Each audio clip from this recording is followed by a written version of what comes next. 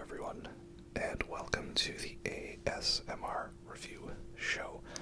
For this video, we are finally going to be delving into the epic trilogy that is, of course, the legendary Mass Effect.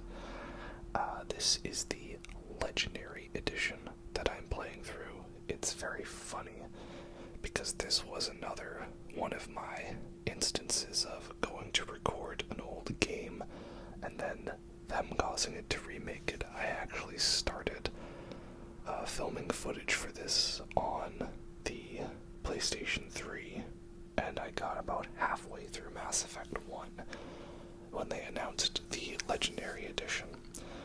I just have not bothered getting around to making these videos for a while, because, well, I started playing it in 2021 when the Legendary Edition came out, and then I finished Mass Effect 2, and that's when I got the PS5, so I started playing Returnal and Demon's Souls Remake, and then there was Elden Ring, of course, which kind of consumed my time for a very long time. And then I wasn't gaming, and then I did Uncharted, and I'm in the middle of doing Metal Gear Solid, finally. But also, I have all these games. I finally went back and finished Mass Effect 3. Not for the first time, of course, but for the purposes of recording this video. So, Mass Effect has been finished, and now it's time to get in there and play it. And I don't know why I gave myself so much footage of the title screen, but in any case, we're ranting. That's what we do. So, let's get on in there then. Let's go. This is Mass Effect. It's not gonna be an all bosses video. It's gonna be a cutscenes, a story, and playthrough highlights, because if I did every single awesome bit, it would be a much too long a video, and I'm not gonna bother with that. We're gonna get the best of the best moments that I want to talk about, and try to keep it short, because I don't know if I want to devote my time to making a 10-hour Mass Effect video in 2024. I don't know if anyone's gonna be into that. So, normally I play as FemShep, because Jennifer Hale, and because you can romance Garrus, right? She's awesome. But in this case, I'm going to do something which is, I think, common for most players, but it's uncommon for me. And that is I'm going to play as Paragon, male Shepard. Why? Because I want to highlight the similarities between Mass Effect and Dead Space. So my character is going to be based off of Isaac Clarke, right? Isaac Shepard. When doing the morality choices, we ask ourselves, what would Isaac Clarke do? Yeah. So, yeah, we're highlighting the similarities between these trilogies, both by EA, both with installments released a year after each other. So, the thing is I screwed up, because when I played this, Dead Space remake had not come out yet. I didn't know that Isaac's parents were technically dead, according to Dead Space canon, because that hadn't been established yet. So I would have picked Colonist, perhaps, maybe Earthborn, but instead I picked Spacer, which is of course the one backstory where your mom is alive. So I definitely done goofed on that, but at the time of playing this I didn't know, so that's on me. And of course it's the common one that most people pick, but it makes thematic sense for us to pick Soul Survivor as Isaac's backstory. Not so much War Hero or Ruthless. And the backstories are nice. You know, it's nice to get little dialogue variations on whatever you picked in the past. And of course, we've got many different classes, but Isaac is an engineer, so we'll be picking the engineer class, which is all tech, right? You've got the three areas: ones that specialize in specifically one or the other. Soldier for combat, engineer for tech, and adept for biotics. And then you've got the ones that are a mix. Infiltrator is combat and tech. Sentinel is tech and biotic, and Vanguard is combat and biotic. And I played through Infiltrator on my first playthrough, and I did Vanguard as the playthrough where it was like my wife and I playing together. Like, I would do the gameplay, she would make the story choices. So we're going to Engineer because that's what Isaac is, and I hadn't played Engineer class before. So this is going to be my character creator attempt at making a guy that looks kind of sort of like Isaac, which I know is not good whatsoever, but I'm not good at character creation, and I just wanted some guy with like a bit of stubble and the hair, you know, and you can never get the eyes right. The eyes in Mass Effect's character creation isn't really good. Oh well. So, yeah, that's what we're going with. This is my boy, Isaac Shepard, reporting for duty. And that's what we're gonna go with. So, yeah, that's the setup for this. Again, it's not about all bosses. It's not about all the stories or all the cutscene. It's just kind of a general overall experience for me to talk about the game, because this channel is just simply an excuse for me to talk about games I like. And here we go. The iconic intro. What about Shepard? What about Shepard? And of course, voice acting in this game is off the charts. I mean, right from the beginning we got Admiral Hackett, who's Lance Henriksen, and Captain Anderson, who is Keith David. And I don't know who voices Udina, but he does a good job at being like a guy you hate to hate and love to hate. And of course we've got Mark Meer and Jennifer Hale absolutely killing it. And such a great intro. Just the music, the swell. It's like this game intro gets you in the mood like, okay, I think I'm about to experience something epic. The civilizations of the galaxy call it the Mass Effect. Oh yeah. Love it so much. Such a great soundtrack. I think it was Jack Wall who did most of it. And there were some compositions by Clint Mansell in the third game. So, yeah, it just, I love this intro every time. It makes me want to just jump back in and play the whole trilogy. But we're not going to do that. I've done that enough. And we may be getting another Mass Effect, but it's been a long time and we haven't heard much. And faith in BioWare and EA is probably at an all-time low after how bad Anthem was. And yeah, Andromeda was not great. And I don't think I'm going to do a video on Andromeda unless Mass Effect 5 is confirmed to have ties to it. And here we go. That's the moment where you look at your character and be like, dang, I messed up. He doesn't look good. But too bad. We're just rolling with it, you know. You'll see when we get to Mass Effect 2 and 3, the character look doesn't matter as much. And it's such a great intro to the tech and the style, and the relay is such a great sound. And yeah, I played it before they patched the sound to be less loud. And we get a nice intro to our characters, Joker and Kaidan. Yeah, it's awesome. I love it so much. And the game also does a good job of slowly introducing alien races and questions about the lore. And you've got your codex that you can just go look into, and it'll spout pages and pages of history and lore. I love how in-depth this universe is. It just gets me really invested, and that's the thing. I do really love Mass Effect 1. I don't hate it. I'm glad that it's getting a little better recognition these days. And of course, the famous dialogue wheel, right? And it's just so great. You make choices on one side, you gather info on the other, you you have Paragon up at the top and Renegade down at the bottom.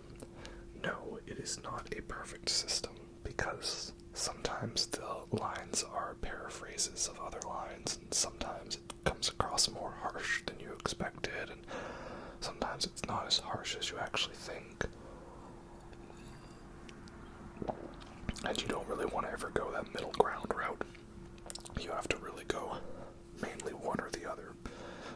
It's not like blank choice, though.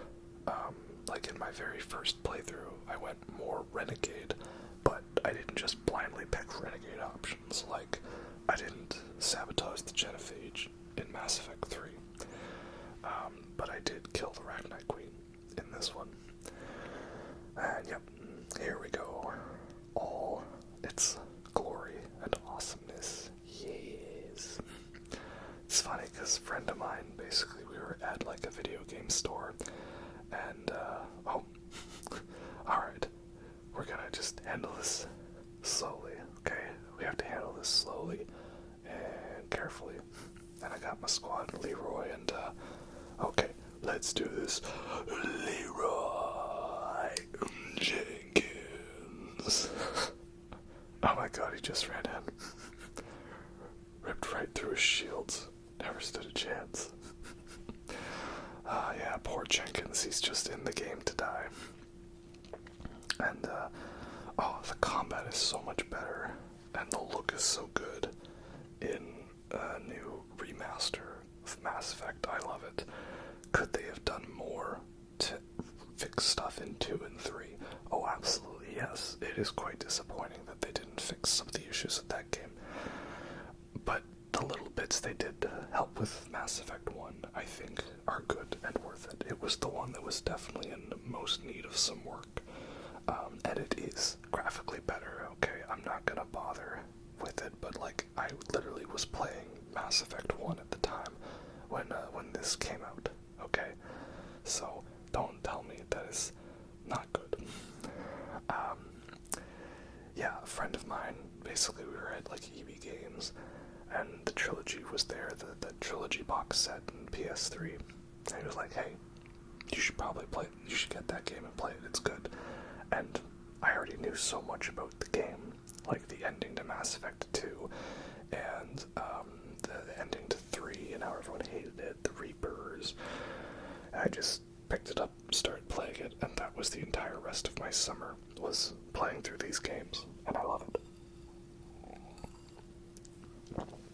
So, yeah, we have Eden Prime mission.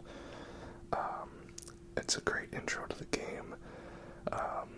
It's actually kind of a challenging mission, though, if you play on harder difficulties. I think I was playing on hard difficulty, not insanity. I didn't want to have to, do parts over too many times, because, I want to record the game and not take too long and die too much. But I still wanted a little bit of a challenge, not just a cakewalk through it, so I think that's what there's easy, normal, veteran, hardcore, insanity, whichever the second highest difficulty is. Oh, and here, we gotta point this out, because you remember how you all freaked out about Miranda's butt? Well, look at this shot here. Okay, they changed that shot, the first shot of Matriarch Benezia.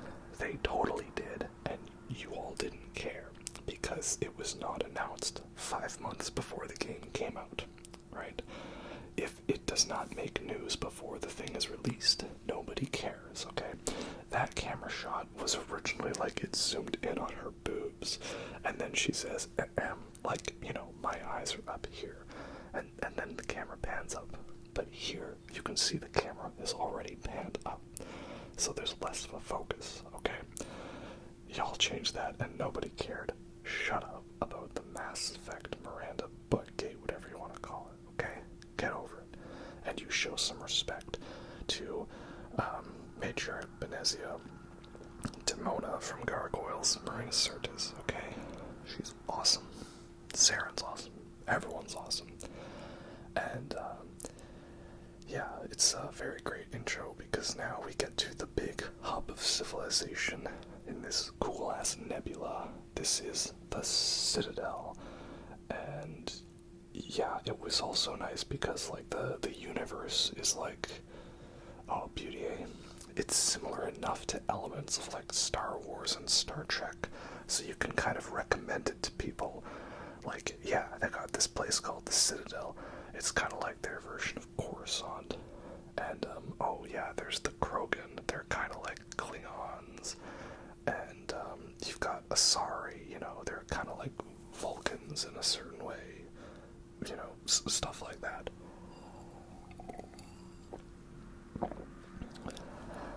So yeah, it's also nice that we have two human characters at first, and we start slowly building the alien squad mates, because it's a game that's got a lot of stuff to say about like prejudice, and that's just how it is throughout. So I like that. Good themes, great story, and I don't know if it's wrong that I'm like playing with the film grain on, but I like film grain, and it gives it that cinematic look, and I just like it. And it's funny how this one has like so many lens flares, and I don't complain about that, you know, but I do complain about it in like J.J. Abrams movies. I don't know. But yeah, this is the big story bit, is we're wanting to become a Spectre so we can go hunt down Saren and the Geth. And oh, I love the Geth so much. At the time when I first started playing the game, I kind of thought they were the equivalent to like the Borg, but there is a lot more to them than that. And it's the thing about Mass Effect 1, it works such as a great part 1 of a trilogy. Oh, and here we have the infamous elevators. Okay, so here's my hot take. I like the elevators in Mass Effect 1, and I never had an issue, and I just played through the game, and I just like accepted it was part of the game. And then I go online and everyone hates the elevators, right? I like the elevators because I like games where loading screens are disguised as part of the gameplay. Oh, there he is, my man, the myth, the legend, Garrus Vicarian, codename Archangel, dispenser of justice in an unjust galaxy, and also he kills Reapers on the side. Yeah, we like Garrus. I'm not gonna give you some hot take about Garrus though, like, yeah, I'm in love with him as much as everybody else, right? Oh, that voice. Yeah. Like, I don't know, man, would the book talk girlies, if they found out about Garrus, go crazy for him? I don't know, I just hear all this stuff about this Sarah J. Maas, Court of Silver Flames, and Fury, whatever it is, and everybody I know has read it and discusses it, and that's a whole side rant. Like, didn't we used to hate dirty books like 50 Shades of Grey, or we made fun of them, and now we're all just like totally cool with it? Like, maybe it was because they didn't want it to be some boring like workplace thing in the real world. They needed there to be fairies and fantasy and world building so you could like justify the smut. I don't know, but I support it, okay? Don't worry, I'm not like anti-book talk or anti-corn or anything like that, you know? It's not something I read, but like, I thirst over fictional characters, and so I can't judge people for also thirsting over fictional characters. This here is a bit to highlight why I love the Citadel so much in Mass Effect 1, and just Mass Effect 1 in general, because you can literally be attacked at any moment, and there's an option to like pull out and put away your guns. It was something I felt was sorely lacking in all the other games, right? Because this essentially implies that there is no safe zone. You could enter combat at a moment's notice. Whereas in all the other games, there is a much more clearer sense of the start and stop for combat. So, not as much of a big fan of that. I really like how they did it here, and it's sad that it was not something that was carried over to future games. Also, yeah, there's definitely a bit of a male gaziness to this game, we're not gonna lie, you know. Anyway, let's enjoy the view. So, what was part of my plan for the roleplay element of Isaac is that, well, Isaac has a dead girlfriend, Nicole. So I thought, okay, well, I'm gonna, like, flirt with Ashley as much as I can, you know, but we are gonna leave her on Vermeer, not because we hate Ashley for being a space racist. Everybody's racist in this game. In Mass Effect 1, they learn to not be. Like, you know, it's not a good thing. And then we're gonna romance Tally in 2 and 3, because I've never romanced Tally before. I know she's a huge fan favorite, like, the Tallymancers, they're called, you know. Yeah, don't worry, I love Tally as well, but I normally do femship, so I don't romance her. I romance Garrus, or sometimes Liara.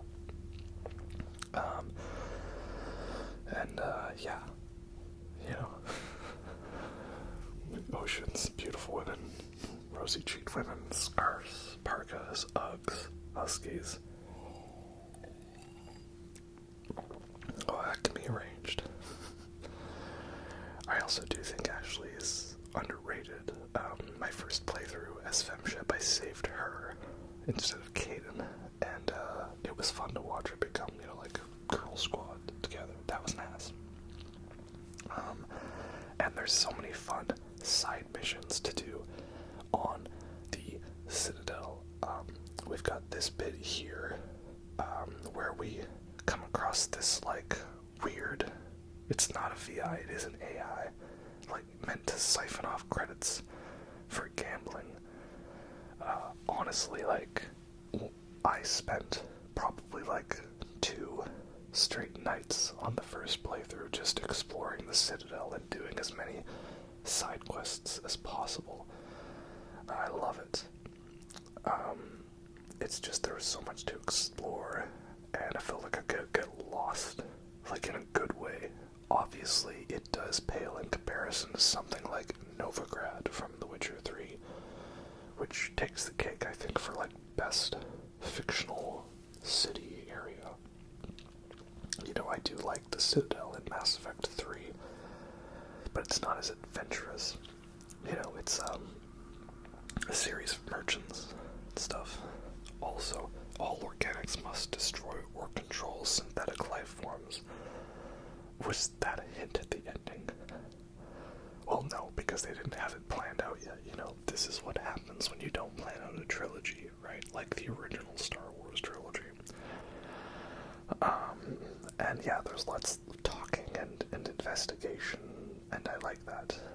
The thing I love is, like, almost literally every line of dialogue from Shepard is a line that you choose. There's only, like, I think a handful of auto-dialogue instances, one of them being the final descent on Ilos. It was something, unfortunately, that got less and less throughout the games as they became more streamlined. It was definitely a case of them writing themselves into a corner, which is unfortunate.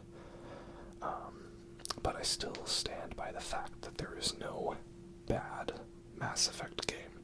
It's just that every Mass Effect game is both the best and the worst at certain elements, and there is no perfect Mass Effect game. My personal favorite is Mass Effect 2, which I think might be an unpopular opinion nowadays. I remember back in the day when the trilogy came out, that seemed like it was the clear, correct answer, but with the remaster coming out, it seemed like most people were actually saying that 2 was the worst because of its irrelevance to the plot, and they were complaining about bits, and, you know, no, it's not perfect, obviously, but just the overall experience as a game was the most enjoyable. And, alright, what do we gotta do? Oh, okay, it's like one of them guessing sequences. Oh, please.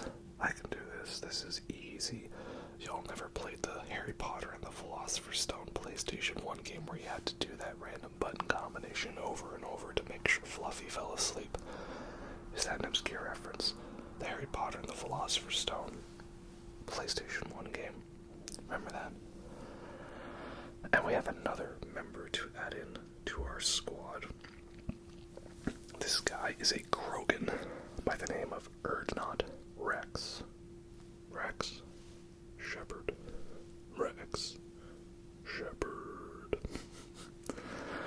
Oh, it's gonna be so difficult when I figure out what to include in the Mass Effect 3 video. I could probably do a video on just the Citadel DLC by itself. So yeah, we have Krogans here, which again I compare to Klingons, but they are different. That's what's nice, is you can make comparisons to other science fiction universes that are well known, but ultimately Mass Effect is its own thing, which is what I like. And so yeah, Wrex, he is combat, shotguns, and biotics, and he's a badass. This is the thing, is that there's a very, how do I describe it? I don't want to say Mass Effect 1 is a chill game, you know, that it's like a chill stoner game, but it's like the way the cutscenes are done, you know, it's just the characters stand, talk back and forth at very blank angles, while your two squad mates stand behind together with just, you know, zoom-ins to them, and, you know, Shepard looking over. It's very flat, sterile, shall we say, clinical, cold, a lack of an over-the-top artistic direction, but, like, I like it for this game. You know, there is a strong push, right? Find Saren, find the conduit, stop the Geth, save the galaxy, be big goddamn heroes. Yeah. But I like that because there's a lot more chill moments in this game, you know, the planet exploring on the uncharted worlds. We'll get to that. That's my other hot take. Okay, I love the Nomad. And I love planet exploring, and I love driving around in worlds of nothingness because it's new and exciting and adventurous. And no, there's not that much to do. Yes, it's the same every time. It's the same base with the 3 different variations, but it's something at least more so than just simply scan the random planet from orbit. Okay, you see what I'm saying? So yeah, Mass Effect 1 I do not like more than Mass Effect 2, but I feel it does a lot of things right that many people complained about, which led to things getting changed that I didn't like. So, now we have our recruitment moment for Garrus to show that he's definitely a bit more of a renegade. You know, he's not afraid to take a shot if he's got a clear shot and there's a hostage, right? And that's what I like about Garrus, is you can kind of subtly influence him in ways throughout the trilogy. You can encourage him to be more Paragon or Renegade, and that kind of changes how he acts in this game and what his eventual connection from Mass Effect 1 and 2 is.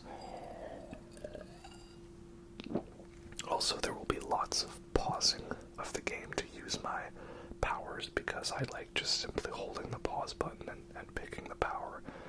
Okay, I hope you're prepared for that. I'm very technical on those sorts of things. Yeah, and that's the other thing about trilogies is, yeah, this is a good game, but if we talk about all of the best moments, the things people know about the characters, most of it doesn't occur until Mass Effect 2 and onwards. But that's because we've been with these characters for multiple games and we've seen them grow and learn and interact with each other. And so that's the importance of being able to have stuff developed. I don't like this idea that, when we have part 1 of what is very clearly more, that people will hate on characters for not having as much development, even though there's an intention and intent to have stuff carry on and find out more. It's why I was so sad that we're not going to get more Mass Effect Andromeda, because that's the weakest of the games, but it was doing a lot of things right. they brought back, I realized I was calling it the Nomad, the Mako, sorry, the Nomad is in Andromeda. Yeah, they brought back the Mako in the form of the Nomad, and the planet exploring, and the open world I liked, and the profiles and class switching was fun. Just obviously there were many other things they did wrong. Now we have Team Tyrannosaurus Wrex. Oh yeah, and we have to go rescue the Quarian. Okay, let's do that. This is also the first time we see a Quarian. And, yeah, Quarians, kind of the refugee alien race. The flotilla separated from their own planet. And, this is my girl, Tally, who I totally would romance in Mass Effect 1 if I could. And, that's a grenade fail. Alright, well then. Yeah, so, you know, I'm sad we're not going to see the characters from Andromeda developed more.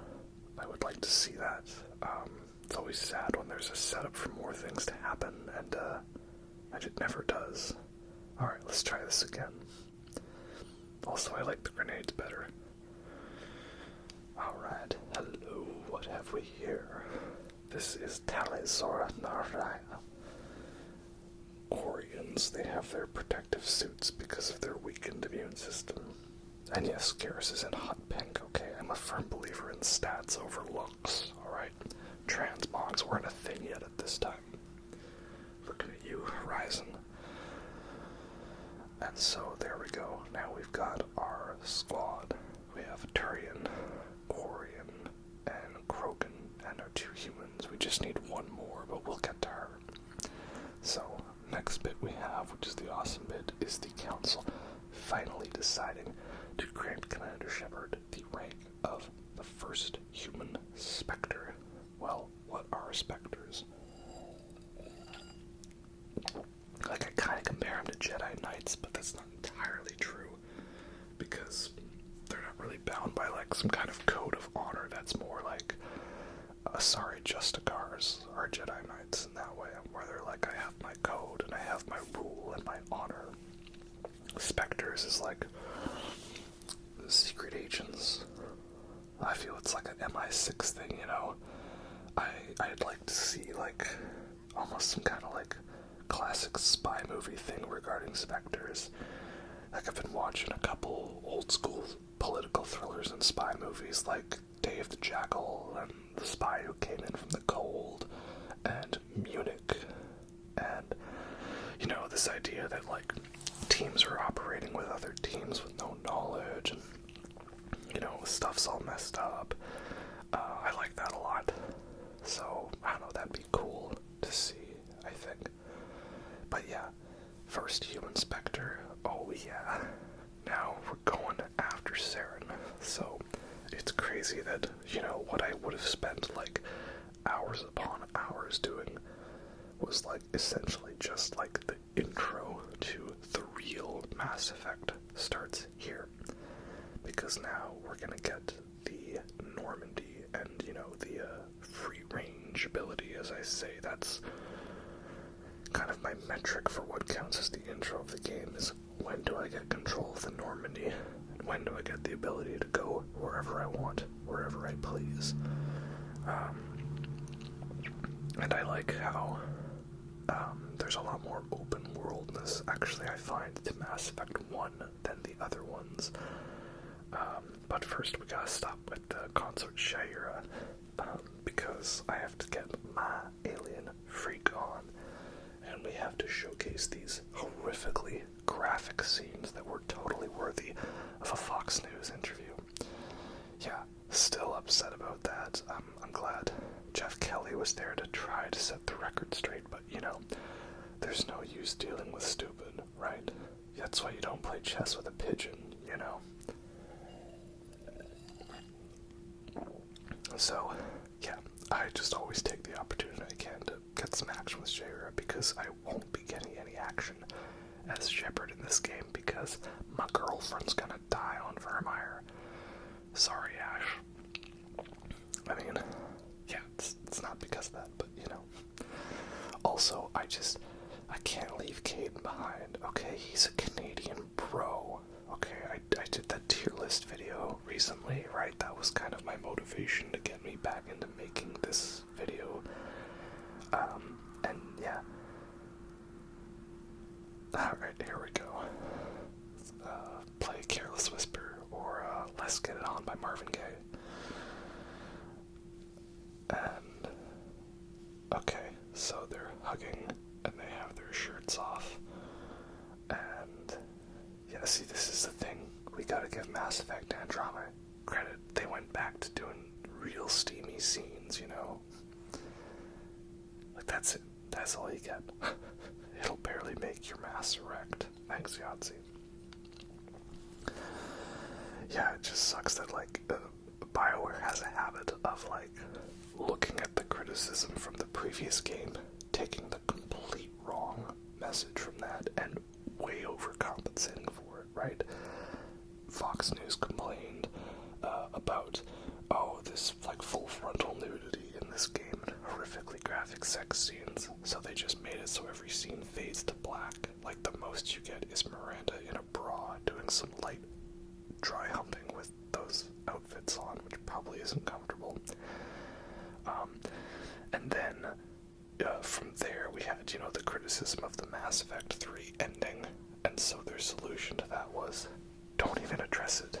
It didn't happen, it didn't exist, we're gonna go someplace else, far away.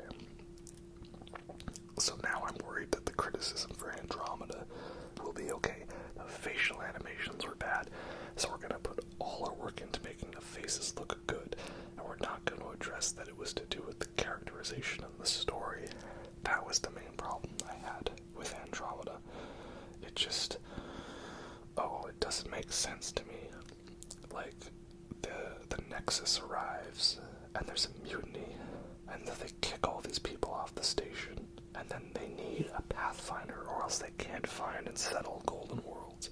Yet these people they just kicked off the station just went, made contact with an alien civilization, and set up a trade and an economy and bases and planets and outposts, all without a Pathfinder's help. Are you kidding me? But yeah, anyway. Let's enjoy this epic speech from Commander Shepard. I did a pretty good job with this speech.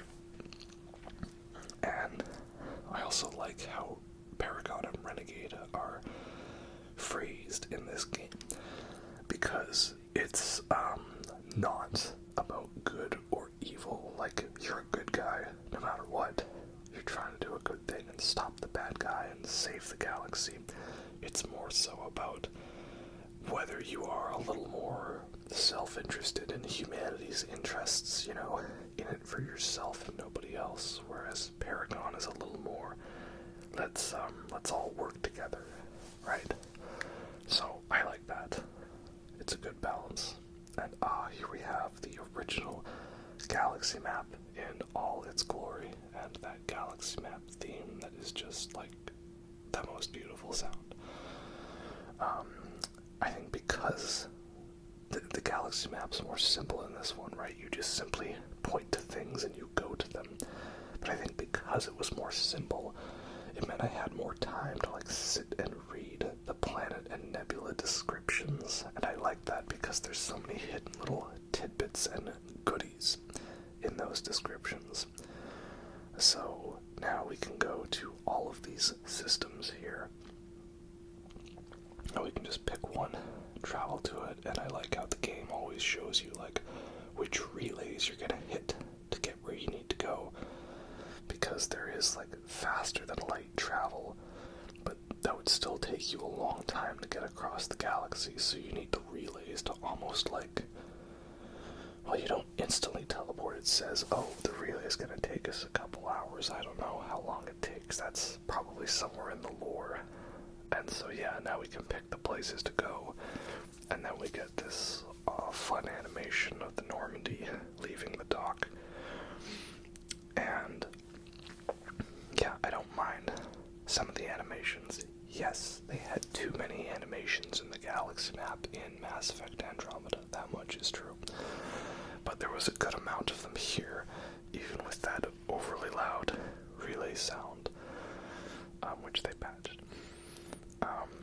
because again, it's disguised loading screens.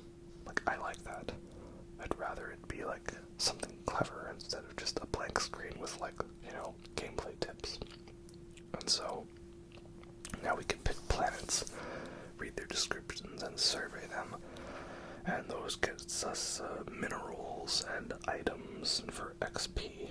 And here's the thing, I don't hate the planet scanning in this one, because you get little text tidbits, and while they aren't much, they imply like a little bit of a story behind them. That's the planet we can land on, but usually I save those for last when we've scanned all the other ones, right?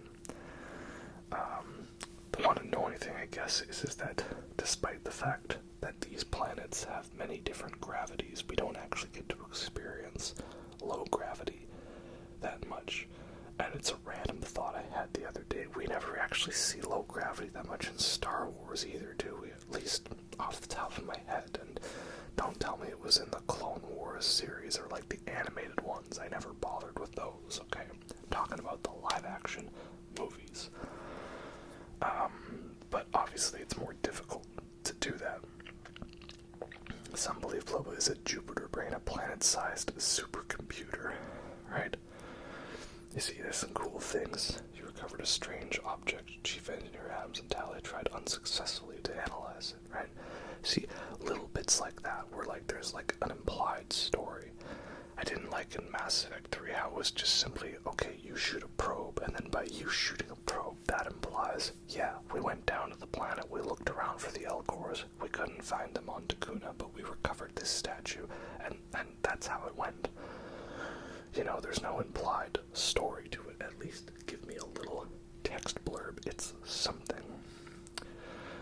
So then we have our squad selection screen, and I like how this one gives you a better idea of like what each squad member is proficient in. And then we airdrop in the Mako. Oh, yeah, here we go. So again, I actually love the Mako, okay, because I like roaming around on desolate planets. I like these open skyboxes and the mountains and the terrain, and I never found it annoying to drive. Just maybe this is the way my brain works with controls, but the controls to me seem to make sense, right? But also, I'm the type of person that when I'm flying a vehicle, I like to use inverted controls, because it's like, a joystick, right? You pull back on the joystick to go up, and you push forward to go down, like if it was a real aircraft. And so, I like having fun using the cannon to do the machine gun riff from one,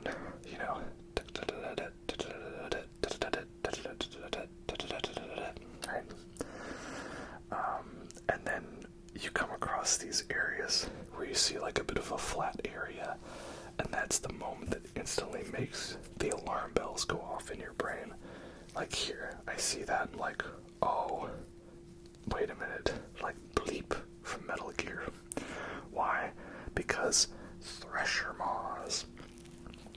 This is my other favorite thing about the randomness, right? Thresher Maws. First of all, their tracking is very good. And you can't just run from them, right? I found the trick is, of course, to do the jump. You just simply jump up and dodge the blast that they shoot at you. That's a good way to do it. Especially because sometimes I find they can tunnel up underneath you. But then this happens, and I'm like, wait a minute, this is new. And then you realize, oh my gosh, they buffed Thresher Maws for the Legendary Edition. What? What do you mean they buffed Thresher Maws? Yeah, they did. Because now there's this other bit where you've got to, like, drive around while it's tunneling underneath. And you gotta shoot these sensory tentacles so that it, will go back up and surface. And I love that, because as much as I do love the randomness of not knowing if you're going to encounter a Thresher Maw on a planet, it is nullified a bit by the fact that they're usually pretty easy. You stand still, you jump over the acid blast, and then the Thresher Maw will never tunnel under, because it can't, like, path you to be going to a different area, right? So I found, the best way was to, like, sometimes do a little burst, like, do the boost at the last moment, because they added in this nice new boost function, which is great, because it has a rocket jump, and now it's also got a little bit of a turbo. That's new. They took that from the Nomad, so that's good. And I love Thresher Maws, because it's, like, kind of the closest we have to sandworms from Dune, which is, of course, great. Also, Dune Part 2, am I right? Everyone loves it. That's great. I love it. Glad to see it getting some recognition. But don't hold out on Oscar nominations for it, okay? It came out in March. They're probably going to forget about it. And, oh yeah, how about that for an epic moment? See, it's the bits like that I love. So, yeah, now Thresher Maws are actually much more difficult. They have better tracking. They have an extra phase.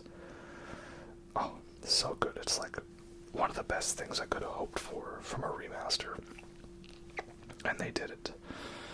Now they actually are something to be feared, which is good. And yeah, I like it. It's like there's a little more unknown. I actually really feel like you're exploring an uncharted world. Like I'm going where nobody's gone before, or there's an entire planet with like one little base on it and nobody else has been here. This is such a cool concept. Obviously it's a big part of Star Trek. And I love how they've captured that element here. It's something I really wish we could have seen more of. I think Mass Effect 2 does a decently good job of it. Oh, it's coming right for us.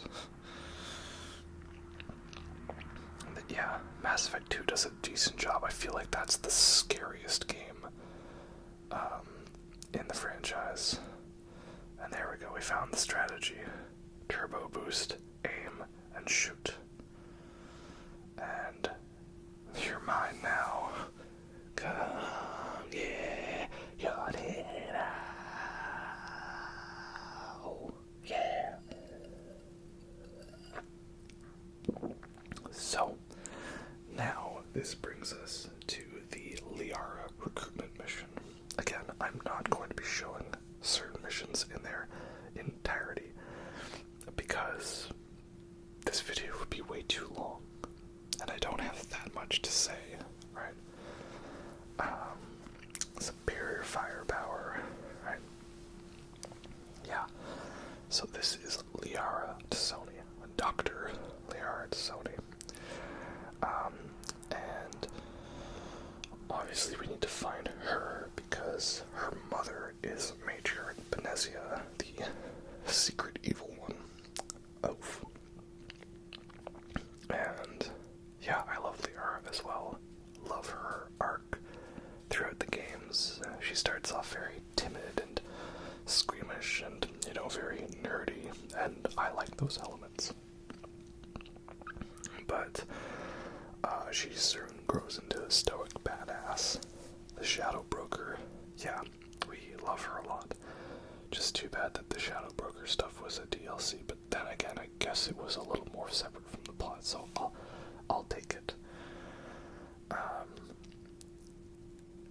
And yeah, I guess firing mining lasers is not really the best thing, Active volcanoes, not really the best for ships. That kind of screws up our sensors, So, yeah, you could wait all the way till the end to recruit Liara, and then she has dementia, and she's gone crazy from being stuck in the Prothean energy bubble for so long. If I die in here, I'll kill him. Oh, Wrex, we love you so much.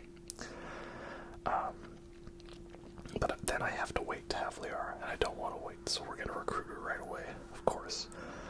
I think in my first playthrough playthrough, I did all of Novaria first, and I really regretted that because you get so much good extra dialogue from having Liara with you to meet her mother, who is indoctrinated. And, yep, Krogan warriors, truly to be feared. Krogan Battlemaster, sorry.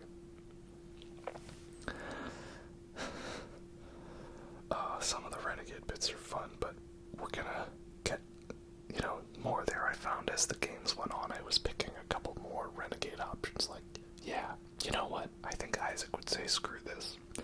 But that's also how Isaac was in the later Dead Space games, as he's kind of got done with everybody's shit, Yeah, Krogan Battlemasters are really to be feared in this one. Like, they charge you, they spam biotics at you, you get knocked over. Very scary indeed. Like, look at that, he stasis and charges, and they heal. They heal very fast. I don't even know if anything I'm doing is good.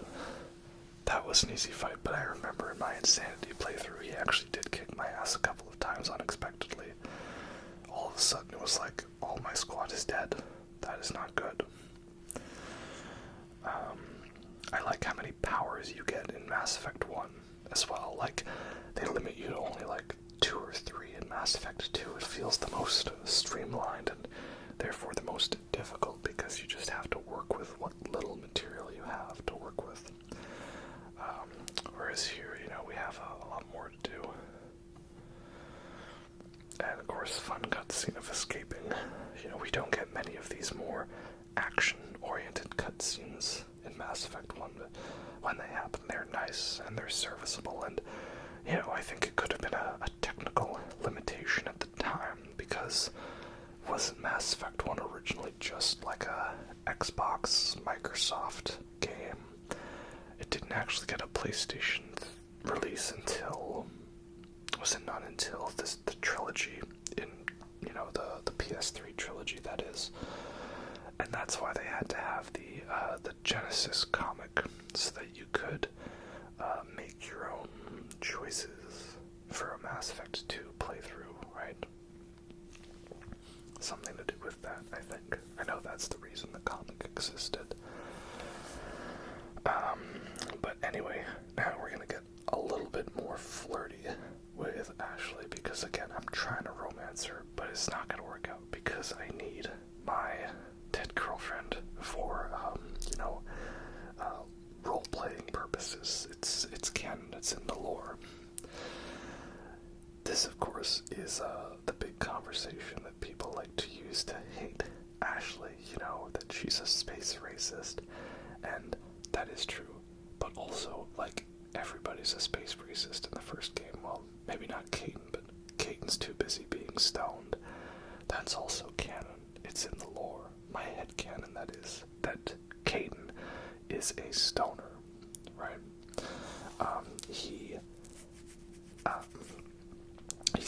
He's Canadian, so it's legal. He hangs out in BC, which is like the stoner capital of Canada, and he is rich and he's loaded. His parents are loaded with how much property and stuff they have. So he takes medicinal marijuana for the pain for his L2 implants. That's my canon. Anyway, so I'm not saying Ashley's right. I'm saying that she believes she is right, and I understand why she thinks she is right, if that makes sense. So, and if it's not made clear, she changes her mind by the end of the game. You see, this is a thing we refer to in the storytelling business as an arc. It's where a character starts off in one place, and then by the end of the story, they're in another place. Not because they, walked, traveled, or, rolled or crawled to a new location, but from a character introspective perspective, right? That's what I'm saying. So, yeah, and also she feels like she's got something to prove. So yeah, that's how it is. I do like Ashley. I think she's underrated in that regard. But unfortunately, if we were to keep Ashley, we would not have my Canadian boy, Caden, who I have a very soft spot for. You know, man, big plays. Caden's fun. He's great. I watched my wife do a playthrough of Femship Caden romance, and it was very fun. He's great. And again, you tell her, hey, you gotta be professional. And like he says, you say jump, I say how high. You got dead, you got a fucking bullet in your head. Oh, what about me? Well, that depends. Flirting. Oh, how cute. You're getting left behind on Vermeer. But it's nothing personal, Ash. I'm just trying to roleplay here. So yeah, there's my kind of sort of defense of Ashley, right? But yeah. Also, she just gets a little jelly of Dr. Dasoni being flirting, which is okay. It's fine to be a little bit jealous, you know? That's kind of cute, you know? It's like in an assertive way. We like that. It's also funny how if you try to get a three-way between them, that, like, Ashley's annoyed, but Liara's like, well, that's cool, you know, I'm down. Oh, and of course, Khaleesa Benzina now. Gianni. Okay, so she's here direct from the future of Breitbart. Is Breitbart still a thing? I don't really hear about him anymore, but that's probably a good thing. Yep. It's, you know, that's the thing is Fox News probably hated this game because they were in it. You know? Oh dear. So here's the thing is you can be legit with her and answer the questions and be proper. Or you could be mean and just punch her in the face. Oh, I really want to, but we're not going to. Okay. We're gonna be professional for this one. As to what happens in the future games, well, we'll see. We'll see if I changed my mind by then. You know, if I did have a, you know what, screw this.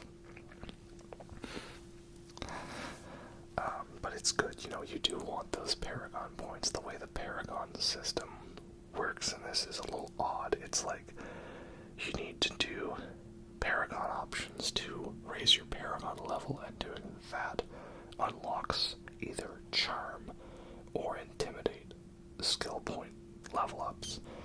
And then you need to put the points in that to be able to unlock the Charm options. So it kind of goes in twofold, but I usually like to just get the Charm or Intimidate, depending on whom I'm playing, like, up right away, just like to start with that. Then I don't have to worry about not making dialogue options. Mass Effect 2, I guess apparently that one was like the worst one. That is the original Mass Effect 2. It was something to do with how it was based off of, like, not really how full your meter was, but like the percentage of how many options you'd chosen. So like if you didn't go like nearly 100% Paragon or Renegade, you were gonna be able to fail some of those very high checks, like keeping the loyalty of both Miranda and Jack or Talion Legion. Next, I want to showcase the Moon mission. I think it's so cool that we get to go to the moon here. And again, like, look at the skyboxes, the terrain. This is so much fun. I love it. I want more of this. You know, we got that asteroid mission in Mass Effect Andromeda, and that's probably one of my favorite bits of the game. Like, yeah, there's Earth there. That's cool. And then we fight turrets. That's fun. I like that. I'm not saying that these are perfect missions. They are repetitive. They reuse lots of elements. They almost feel like they could have been procedurally generated. I don't know how much of procedural generation was a thing back in the day. Because I don't know all that fancy tech stuff, you know? Or like outsourced to algorithms or AI art, right? That wasn't really a thing back then. But in any case, I like it, and to me the idea of lots of those bases being similar in style, it's not like the worst thing to have, because like the idea is that these are all like very simple, easy to set up bases, you know, like just something you could like have stored in like some kind of star cruiser or something, and oh, that's real bad. Okay, you go there, and you go there, and we'll see how well this works out. Don't go there behind cover, okay? Let's just see what happens. Okay, you guys are gonna use your barriers, get nice and safe, and let's see how this goes. Yeah, so it makes sense that stuff's all very similar, you know, it's like the intergalactic planetary version of, oh wow, okay, she got messed up, and he got messed up too. Do not underestimate the rocket drones. The rocket drones are the actual secret final boss of the game.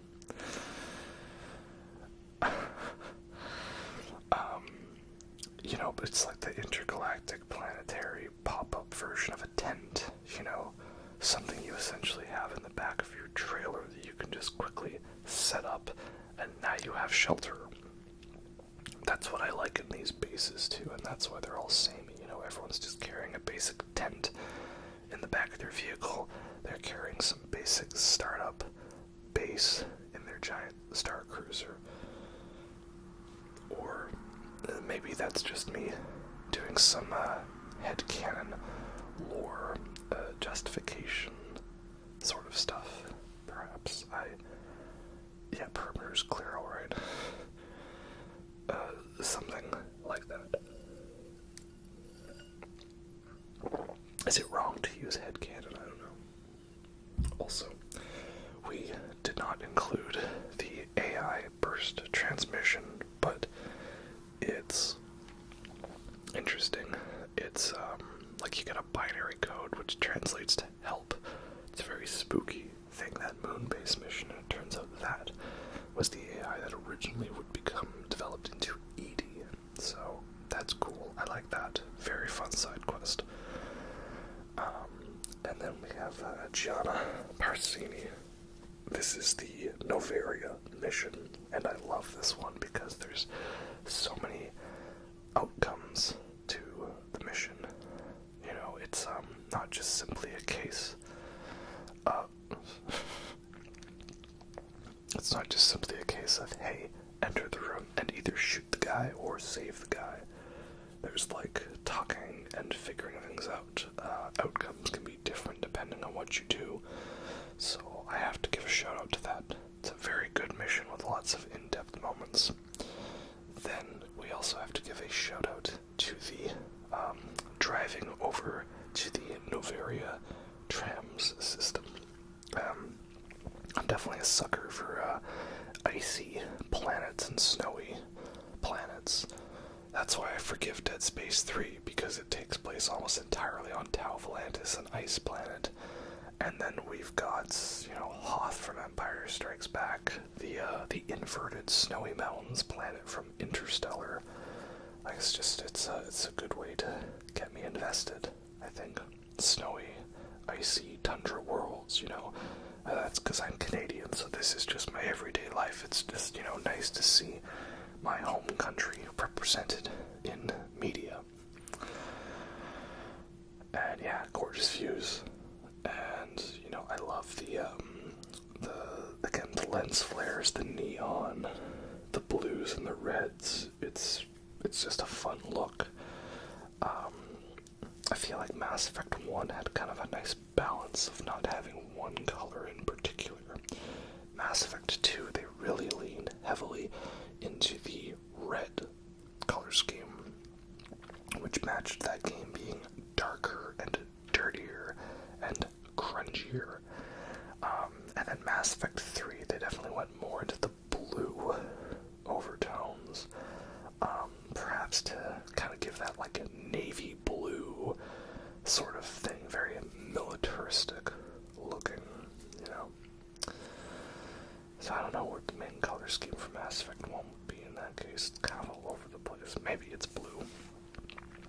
And then this is the part where Mass Effect all of a sudden turns into a horror game. Why? Because it is the Rachni. These are the Rachni. And, man, I love Novaria so much. Like, not the biggest fan of Feros. But Novaria definitely, even if the little buggers are annoying. Because, you know, we've heard about the Rachni, and we finally see what they're all about, what they're like. And also, good to have Bionics on the squad. You want to see how OP Liara and Keaton can be, max out their Bionics, and watch them throw Geth Colossus around like ragdolls. Like they just pop out of a fence, spew acid at you that goes through your shields. Yeah, that's very spooky. I love it. Obviously I'm an Alien and Dead Space fan. I'm down for that sci-fi horror. Now here we have it. This is the most puzzling part of the game for me. Well, why? Not because it's a puzzle, but because I don't get why this is a difficult thing. You know, this is the whole thing where it's like you can use your Omnigel or repair it. Well, how do you repair it? This is literally Tower of Hanoi. And now, am I the only one that, like, maybe because I was a nerdy kid, like, I knew how to use Tower of Hanoi? Like, you move one there, and then you move the other one there, and then you put the one on top and there, and now you continue that pattern, like, there, see, there, I screwed up, right? Okay, so go back there, and then put the one on top, and there. And now we just do that process again. Like, yep. See, like, I don't get it. This took me, like, what, like 1 minute tops? For some reason, this is, like, something where people talk about it being, like, legendarily difficult and so annoying and horrible, and the worst part to the point where they made fun of it in Mass Effect 3 with, like, having it in the arcade, like, Towers of Hanoi. I don't think so.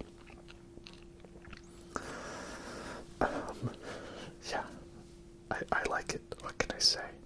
And, you know, you can get those towers of onion rings at Red Robin. Like, I always thought it would be fun to, like, order, like, 3 of them, and then do, like, an onion ring Tower of Hanoi. And this is probably the most randomest thing I've said in the video, but just that's how my brain works, okay? Don't ask, don't tell. Anyway, we have Matriarch Benezia here. I always bring Liara. You get extra dialogue and stuff. It just makes sense. I feel bad almost that on my first playthrough I went through this segment not even having Liara recruited. Though it did make it more awkward, like, hey Liara, what's up? My name's Commander Shepard. So, about your mother, I may have shot her like 70 times with my plasma pistol. Just saying.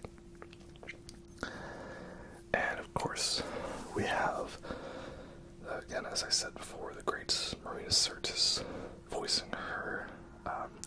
It's not exactly a Star Trek Gargoyles reunion, but who do we have that was in Gargoyles? We've got her, she's Demona, and we've got Anderson, who is Keith David, who's Goliath. They don't share any scenes together, though. Oh, that's a missed opportunity. I'm trying to think. We have, Michael Dornan, Worf from Star Trek. Of course, he voices a Klingon in Mass Effect 2. Not Wrex or Reeve. Forget his name. Yeah. Udvik. Sounds like a Viking name, like something out of Witcher 3 off of Skellige. I don't know. Oh, I miss Skellige from Witcher 3. Witcher 3 is so good. Yeah, we have him, but I don't think he's in Gargoyles. I don't know. And I don't think shows in Star Trek. Right? I don't think we have Jonathan Frakes in any role here, but Jonathan Frakes is great, of course. Yeah, he's fun. And so, that is the thing about this boss fight, is we're not really fighting Matriarch Benezia. We're just killing a bunch of Geth, and that lowers her power level. And also they have Asari commando units, right? Have you ever faced an Asari commando unit before? Very few have. And they are annoying because you can get like stun locked with biotics. But then you can throw people around. And I do really miss. Oh, I've got skill points. We should take care of that. There we go. Let's put your skill points there. Yeah. As you can see, I pick my favorites and I max them out because maxed out abilities are the best. And I also love how they made it so, like, you know, you don't have like horrific sniper sway. That was almost as swaying to rival Metal Gear Solid 1. So yeah, again, it's a boss fight, but it's not really what we're there for with these boss fights. And this is where, of course, we find out that Matriarch Benezia is simply just indoctrinated. She's following the will of Saren. And they're hunting for information from the Rachni Queen. And it's because there was a supernova that blew the Mu relay off of course. And the Mu relay is needed to take you to Ilos. This does, of course, raise so many questions. And could this be things that are explained in codex entries I haven't read? Or is it just plot holes? Or is it just unexplained things? Or am I reading into it? I don't know. But essentially, it's like, okay, so the mute relay, originally that would take you to Ilos, but it's gone lost because the star went supernova, so that's some Wrath of Khan stuff. This is Cynthia Alpha 5.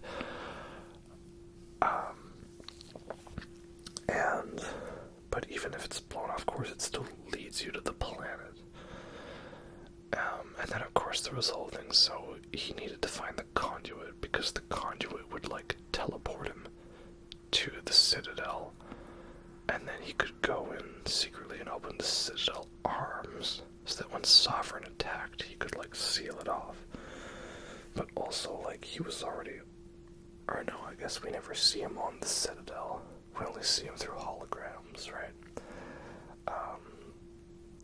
And, you know, there is not that evolution of his character design. Like, no one questions why this guy that supposedly is against Reaper Tech has Reaper Tech, right? Oh well. But it's funny, like, I guess because there's dialogue choices in it, but, like, people can complain about the Metal Gear cutscenes, but, like, it's a lot more of a focus in Mass Effect. I don't know if they go on for as long, but perhaps they feel less long because you're more invested in having dialogue choices, right? I don't know. It's interesting because I was just playing Metal Gear Solid 2, and there's a couple of cutscenes where, like, it mixes with gameplay, where you have, like, the directional microphone to, like, listen in on people, but I actually found that less immersive because I wasn't actually listening to the dialogue. I was more focused on, like, okay, they're over there, I've got to point the microphone over there. Oh no, wait, they're over here. I've got to point it over there. I was almost, like, just simply following, like, where the sound is and not actually, like, processing it. If that makes sense. I don't know. But, in any case, I've been ranting about other things, and it's because I want to include all these moments, but I don't know if I have as many things to say about these moments.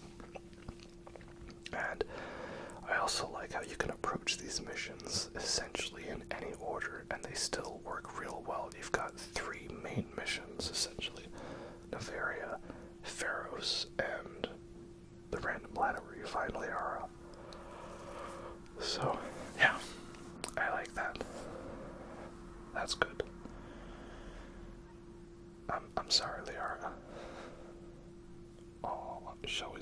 Nesnas. Also, yeah, are the Asari a little bit of a male-gazy juvenile race? Well, perhaps, you know. Okay, okay, let's just use all the powers. That's gotta work, right? I think. No, I'm stasist. I forgot about this part. We do fight Benezia, but oh, that was easy. You know, for an Asari Matriarch, she doesn't really put up much of a fight. Though, there is that fun theory that, like, the Erda Yakshi are actually the evolution of the Asari.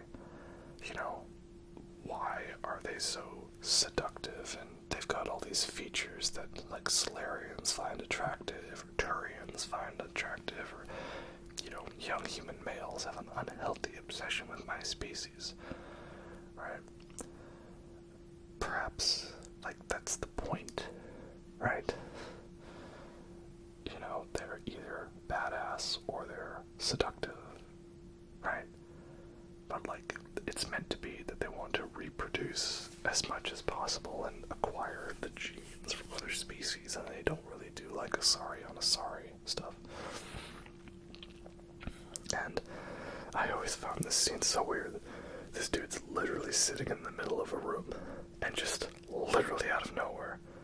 Like, that's some movie magic if we're talking about it, right? But I'm guessing it was meant to be an Aliens reference, you know, with Bishop and the Queen Alien.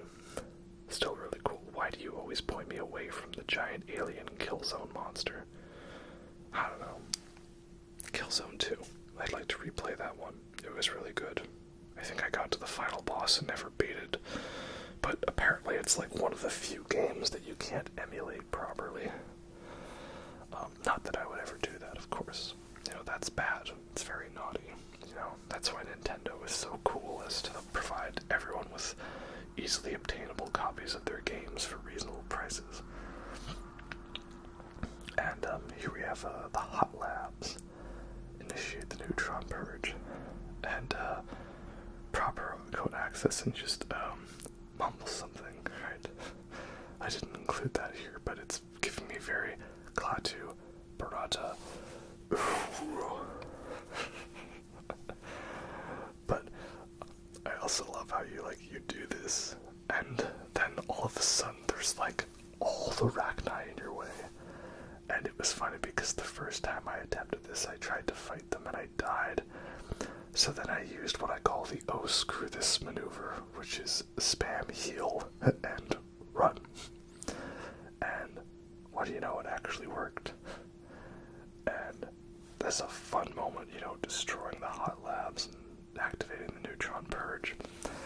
It's funny because I think technically the game is implying that you should go to the Hot Labs first to find Matriarch Benezia and then come back and get ambushed. But I never did that in the first playthrough. I think I thought I was going to the Hot Labs and I had the directions wrong. So I ended up accidentally going to where I was supposed to go. But ending it all with a big explosion I think is very appropriate. So here we have Conrad Werner, you know, the adoring fan, right? And he's a fun guy across all three games. And he's just great, especially because he got more and more fourth wall breaking throughout the games. And it's also funny that no matter what, he still thinks that you pointed a gun in his face in Mass Effect 2. But people data mined that conversation. So, yeah, I thought at least for this, I would play it nice and, you know, be encouraging. Though it is fun to be, like, kind of renegade towards him, though, you know. So, we're gonna be nice to him for now, not so mean. Also, Tally, my gosh, you're so adorable. I can't help it. So, now we get to Feros. Next planet, last of the three. It's usually the one I save for last, and that's because I think it's good. I'm just not in love with it as much as Novaria. And I've got to show this bit here to shout out the awesome skyboxes and, the fun that is absolutely demolishing Geth Colossuses and Juggernauts, Colossi, sorry, with the Mako's cannons, Like, the Hammerhead couldn't do this, okay? The Hammerhead would be dead as soon as you got within 2 standard kilometers of any single enemy, and I hate it. And the Nomad is nice, but it's got no firepower. The Mako was really the best one they've done, and I'm so sorry, my poor sweet Mako, that they did not realize how awesome you were. The only thing that sucks is that, that glitch that happens sometimes where it would freeze. And then I do like this challenge bit here where you have the colonists fighting against you and Thorian creepers, and you have to try to defeat the creepers but not kill any of the colonists. So it's a nice balance, and I always try to save them even if I'm renegade, because it's like, well, I have the opportunity to save them, so I'm going to take that. I'm going to take that chance. And yeah, it's a fun bit. It's made more difficult by the fact that you have a limited number of grenades, and the colonists, they tend to not really stand out nice in the open for you. So always a very tense bit, I find. Though thankfully they improved the grenade controls in this one, because grenade was like select, I think, originally, and that was just very awkward.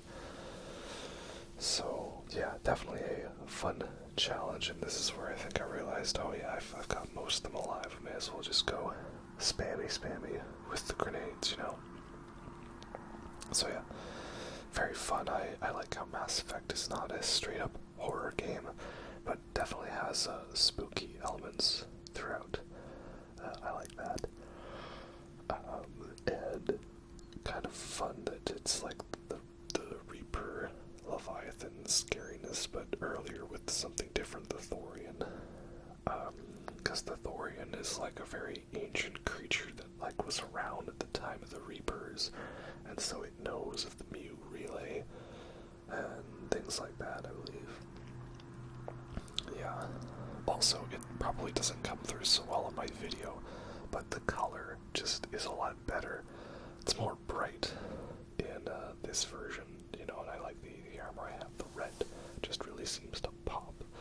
I think that's because of the HDR, which probably doesn't show up in my recordings because I'm just using the PlayStation 4 share function. The video doesn't need to be super high def, 4K, Ultra HD, all that stuff. Here we go, the Thorian. Well, that's just great. Yeah, Isaac's getting some Dead Space flashbacks here, It's funny, there's the Leviathan in Dead Space 1, and then we've also got a Leviathan in Mass Effect 3. That's fun. Yeah, so it's pretty cool. It is a little annoying, though, that the fight mostly just consists of killing more endless rounds of Thorian creepers, but we do get that one, what is her name, Rana something? Is she the one, I believe? The one who is blue. If she were green, she would die. Yeah. Yeah, so we fight her, and she's like a stronger biotic, but ultimately it's just hordes of enemies to fight. Still, I do like this segment a lot.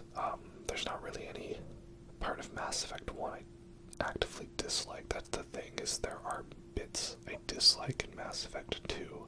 Some of the writing, it's a little contrived, well, we just need things to happen, so therefore we make things happen because the script says so. There's a lot of that. And definitely, of course, the writing's the weakest in Mass Effect 3 because everyone's about wearing big, hulking power armors and, be burly men and, put on some muscle in combat and get up on that turret, give us some firing cover,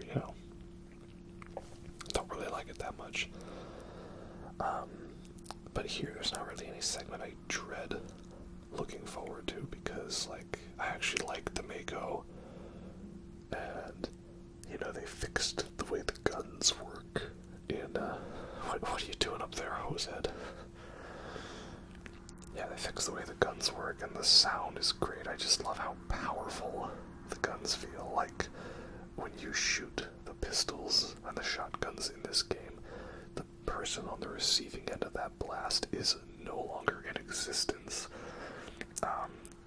And it sucks that so many of the great sounds are just kind of died down. Like, you know, we went from, like, ba ba ba ba ba to, like, bididoo, right? Like, the new rifles and the new ones. It's just lacking the same impact. Granted, I'm sure all of my neighbors probably hated me for the sound, because, you know, between the guns and the relay sounds being so loud, you know. But also, as you can see, it's fun to have a biotic on your team. Like, do we have Ashley and Liara for this again as well? Oh yeah, I guess because, I mean, I want Liara because she's my main biotic, and I want Ashley because, right, she's Nicole, she's my girlfriend, right? And Nicole is totally alive and A-okay, right? So, yeah, we fight through. Oh, well, I'm making myself tired.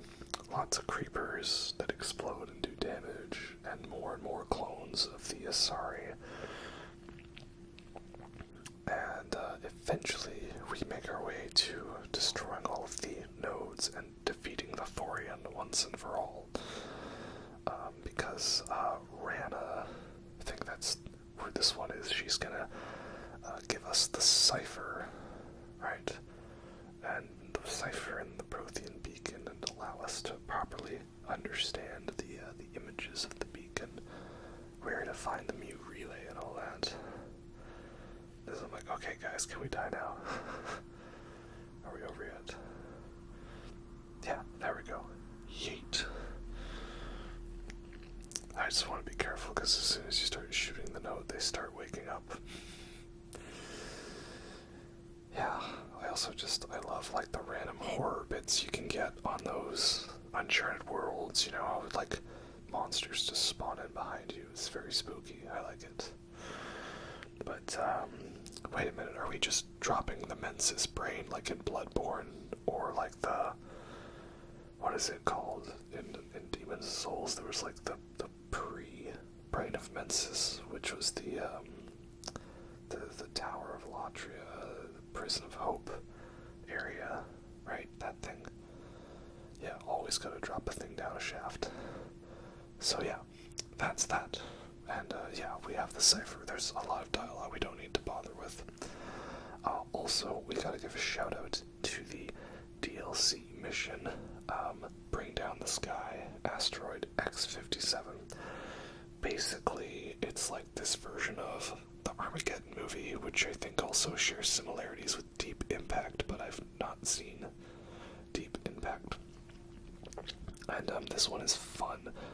It's, again, it's based off of the Uncharted Worlds style, but it's just got a little bit more substance to it, which I like. Obviously, I'm a sucker for a real good skybox, and this one has a very good one with, like, the planet in the background.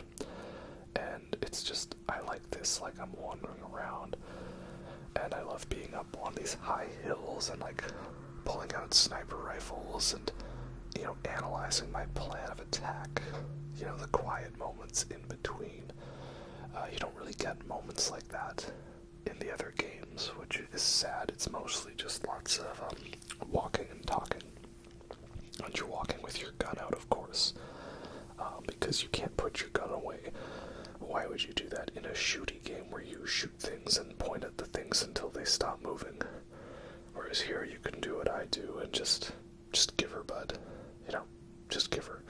That's how we do it here. Oh, I love the Mako so much. And it's also just chill, you know, like I can just be roaming around Uncharted Worlds, like listening to music or something, and it's a zen kind of vibe, kind of the same zen vibe I get from the Death Stranding. Great game. So at the end of it, it leads to us confronting Balak, who's like this lead Batarian terrorist. And this is also the first appearance of the Batarians, whom I really like. They're assholes, you know. It's kind of funny that it's like a ongoing joke that people talk about, like colonist Shepard just loving everybody except the Batarians. You know, fun jokes like, oh, Arrival's the best DLC because I got to kill 300,000 Batarians, right? Or, you know, Shepard being like, wait, was that a bad thing? You know, did I accidentally a war? So that's kind of funny. I don't agree with that, but it's funny, you know, just the utter lack of empathy for Batarians in this series. Because most of them are assholes, yeah. But not all of them are, and that's the point, right? It's a game about not being prejudiced and different species learning to work together. That is why I've got to give Mass Effect 3 credit, is that the game does a good job of building up all of these races and characters, and then at the end it all builds together, right? Like, I think it's so satisfying to be here playing Mass Effect 1, learning about this thing called the Genophage, about how the Krogans were essentially chemically neutered by Salarians, and that rivalry, or hearing about this ancient race of machines called the Geth, this weird, like, AI construct stuff, you know, or they're VIs or something, and then having that all come to a head with the Quarian Geth War. And is the writing perfect? No, absolutely not. But when you're playing these games in the moment, it's the emotions that it gets you riled up and feeling, and that's what matters most, right? Is it bad if you have to stop and think about it and you don't like it? Or is it, you know, better to be, like, in the zone, feeling it, like Nier Automata, of course, is one of the best games for that. Does all the moments of Nier Automata make sense? Well, I don't know, but I feel really invested in it when I'm playing it. And yeah, you have the choice, of course, whether to save the hostages or kill Balak. Of course, we're going to be saving the hostages here. That's what we do. Paragon, of course, it does suck that Renegade means that if you kill him, you just don't have a chance to save the hostages, but I guess that's how it is. And I do feel Mass Effect has a bit of a problem sometimes where, like, the Paragon choice is the correct choice. It's not so much in Mass Effect 1, it's just that sometimes they take a choice that was made in this game, and the better option is the one that carries over, Paragon-wise. We didn't talk about the Rachni Queen, I realized. I don't really like the whole Rachni Queen stuff because I remember everybody hyping up it was like a huge super decision with difficult choices and a huge impact on gaming and, you know, one of the biggest ones. And it's not, really. It's absolutely not, despite the fact that they kept on hyping it like it's one of the big choices that shows up in the import file. Did you kill or save the queen? And it doesn't amount to anything, really. You know, it's like, oh yeah, in Mass Effect 2 you can have a conversation with someone who's influenced by the mind of the queen, and then there's the queen in Mass Effect 3, but here's the thing, if you do save her, she gives you war assets, and all that amounts to is a number on a menu.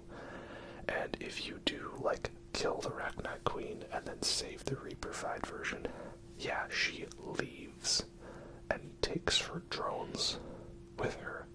And the only way you find that out is a little text blurb popping up that says, hey, something has happened to your war assets. Doesn't even tell you whether it was a positive or negative influence. You have to go into the menu, and when you see the number 65, you have to remember, oh, 4 hours ago when I checked the menu, this was actually at 70, so therefore I guess I lost war assets. I honestly went through the entirety of Mass Effect 3 in my first playthrough, not knowing that by killing the Rachni Queen and then saving the Reaper-fied version, that I had made a bad choice that resulted in negative war assets. And I still got the best ending anyways. Anyway, here's a cool Prothean ruin. And the cool orb, we get one of these in each game. And I think it's a really cool thing, it's like, you just get this little bit of music, and, this little text blurb, and the text blurbs, obviously, it's to compensate for, like, lack of cutscenes and animations and stuff, but, it's just kind of interesting, and, like, maybe gives me some D&D vibes, where you just simply hear a narration, or you read a thing, and you have to sort of, infer all the moments and images, the imagery from it, but it's very well written and detailed, and so I like that. It does a good job of kind of giving you this image, and I guess it's essentially like you're recalling like a past life or a memory of an ancestor of knowing that the Reapers were around during the Cro-Magnon era, or it was the Protheans recording stuff, and that's like a memory. Yeah, it's pretty cool, and I think it's a fun way to do it with like the whole text adventure sort of thing, and I liked the text adventures in Nier Automata, so that's just me. Now we get to Vermeer, aka about 85% of the locations in that movie, The Creator, which, by the way, a lot of y'all hated that movie. I really liked it a lot, okay? Yeah, it's a very, very straightforward plot, okay? But lots of movies have straightforward plots and don't get criticized for it, right? Like, I love Top Gun Maverick. Many people did. It's just literally a copy of the first movie and Star Wars A New Hope mixed with a bit of Mission Impossible. And The Creator is just, Blade Runner meets a couple other sci-fi things, right? So no, I don't care that it has similar themes and styles to it. It's got a cool, unique world and fun visuals, and it was well shot and well made, and I wanted to see more of that universe. I would have liked to have seen a longer movie. And what I'm saying is, Gareth Edwards, direct a Mass Effect TV show, okay? Not a movie, because it would cut out too much. I want to see like a very well done science fiction show with a good budget and a visual style from Gareth Edwards and cinematographer Greg Fraser, and make that happen, okay? I think that would be so good and so amazing. That would be awesome. Okay, and just like the way that like it's meant to be like a futuristic version of Seoul in Korea, I believe, someplace in New Eurasia it's called. Just the way he's shot it, it's like, hey, find locations on Earth that don't look like Earth, and somehow he makes Earth look like an alien planet, and I love it. It's something they did a pretty good job of in Star Wars. You have to find real life locations. I'm in trouble here. There we go. Real life locations that don't look like real life locations, right? And look otherworldly. They did a really good job of that in the original trilogy, not so much in the new trilogy. Obviously, there was not many real-world locations in the prequels, but the Naboo stuff in Italy was nice. I've actually been around the Lake Como area. Now, we have a big confrontation moment. Wrex is upset that Saren has an army of Krogan at his disposal because he may have cured the genophage. So this is a very big standoff moment where you use charm or intimidate to resolve an impossible situation. And I like how there's so many outcomes to this, it's if you play the game right, these situations are not that intense. moments, and they're easy. It's just do the Paragon option and do the Charm option. But if you are a type of person that has gone in blind, or you haven't guessed the way to properly play the game, these moments will come up and bite you, because doing Wrex's family armor quest gives him more points to you. You don't even need Charm or Intimidate. And if you do the proper options, he can stand down. Like you see here, he's like, no, I understand. Saren's not going to be as generous, right? And of course you can have it so Kane or Ashley take him out for you. But why would you want to do that? You know? I just... If I do like a quote-unquote worst playthrough, I might have to do it, but I just have never found myself wanting to do a playthrough without Wrex. Like, he's too cool of a companion. I just can't do it, right? Now, of course, we've got to give a shout-out to Captain Kyrie, who becomes Major Kyrie, because he's got a great battle speech. It does highlight the limitations that essentially he has like 5 dudes just like standing in a row. You know, everyone just sort of stands in their position, default character pose. But music and dialogue make up for the shortcomings, which I really like. You know, he always talks about hold the line, right? Hold the line. Prefer to pack up and get the job done and go home. We'll get to you more, don't worry.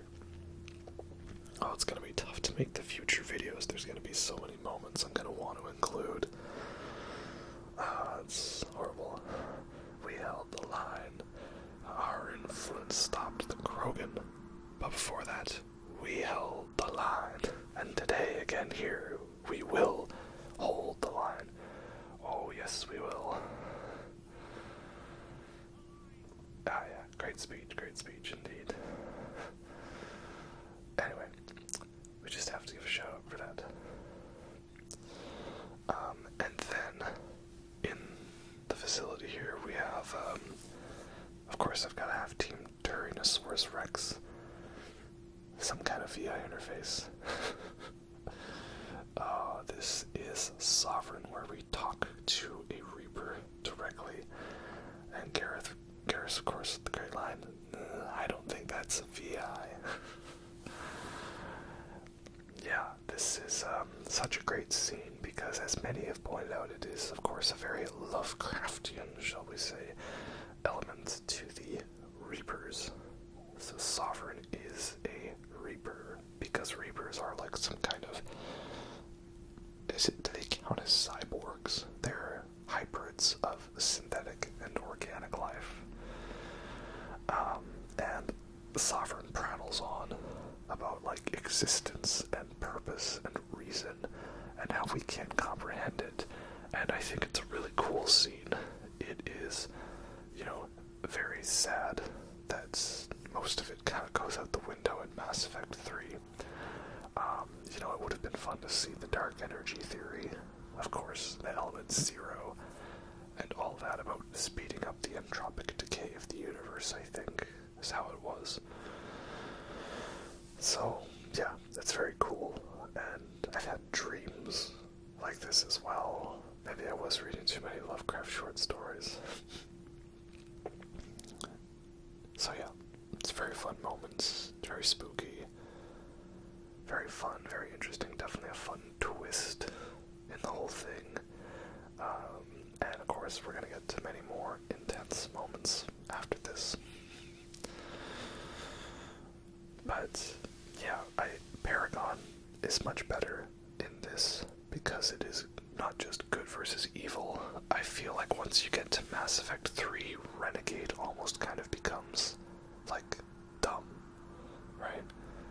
Like, what are some off the top of my head, or it's just like, hey, do you want to be nice to this person? Or tell this person, hey, I don't want your help get lost.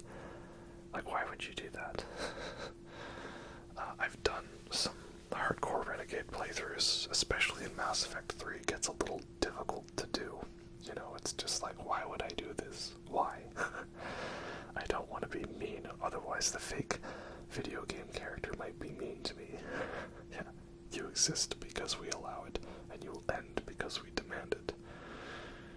Yeah, so many great moments.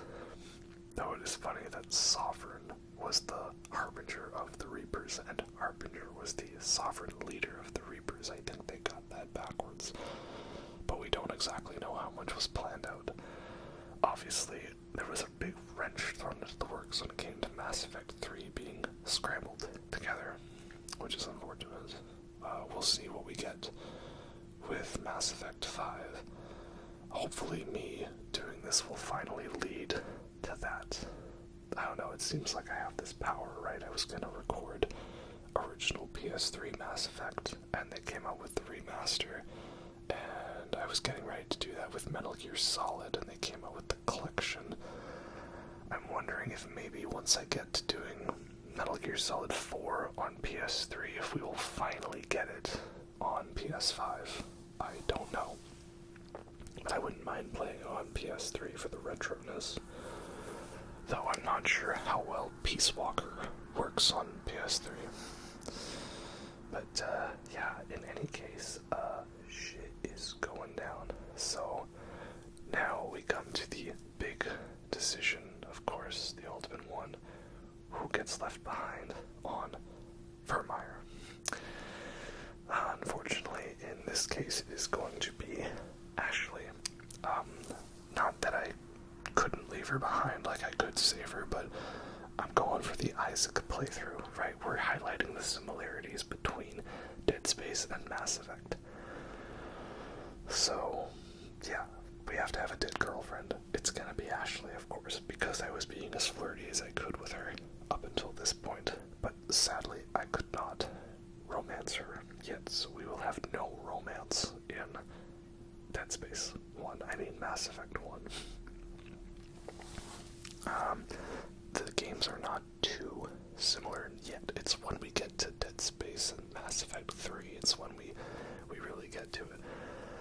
So, yeah, we're rescuing Kate, which, I'm also okay with it, because, he is Canadian and awesome.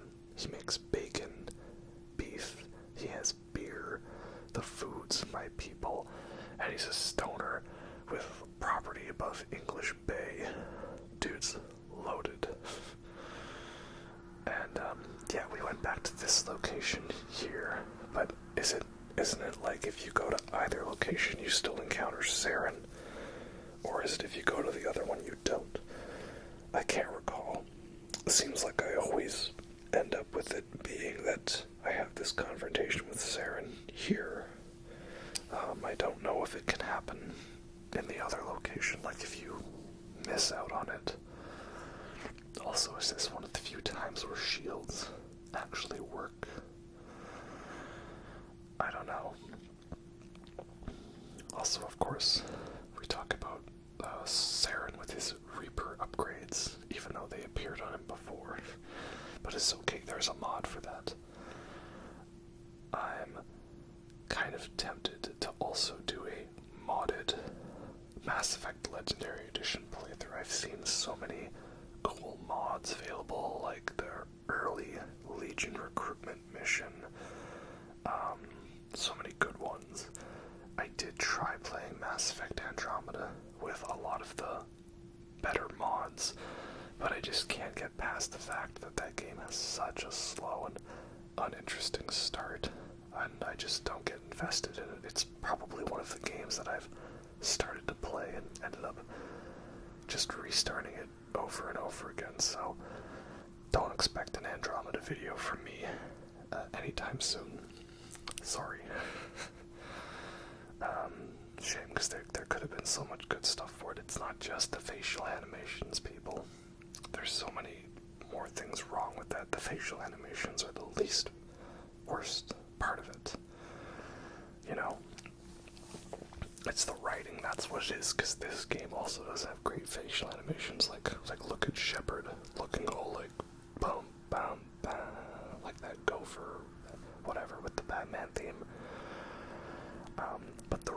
is good, and the music is good, and everything's good, so it makes up for it. That's why I love this game a lot, and why I got so invested in it. But yeah, I digress. Anyway, I like, though, how the big final battle ends up being down to a battle of words. We didn't really get that much in Mass Effect 2, and they just kind of reuse it, like in Mass Effect 3, but it feels kind of redundant, you know?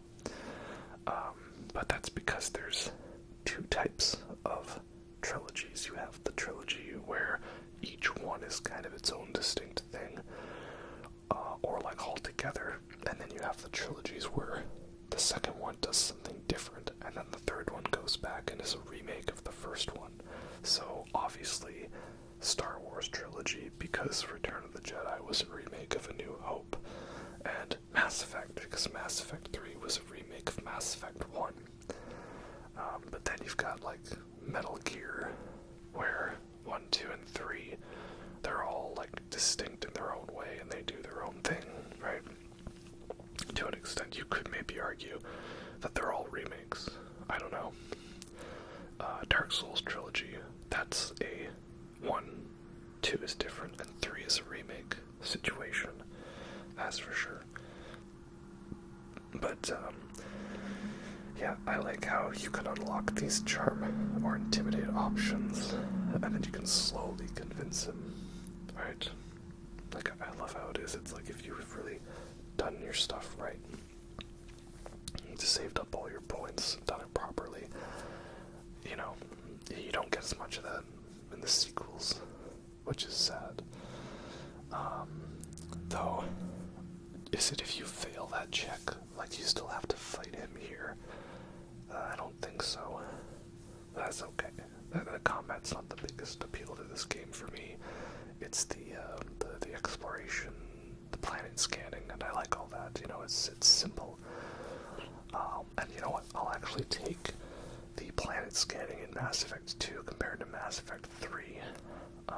You know, at least it's something, and it's not, you know, mind-numbing. Again, I kind of like the zen exploring to it, you know, the chill vibes, the chill music, you know, just like vibes.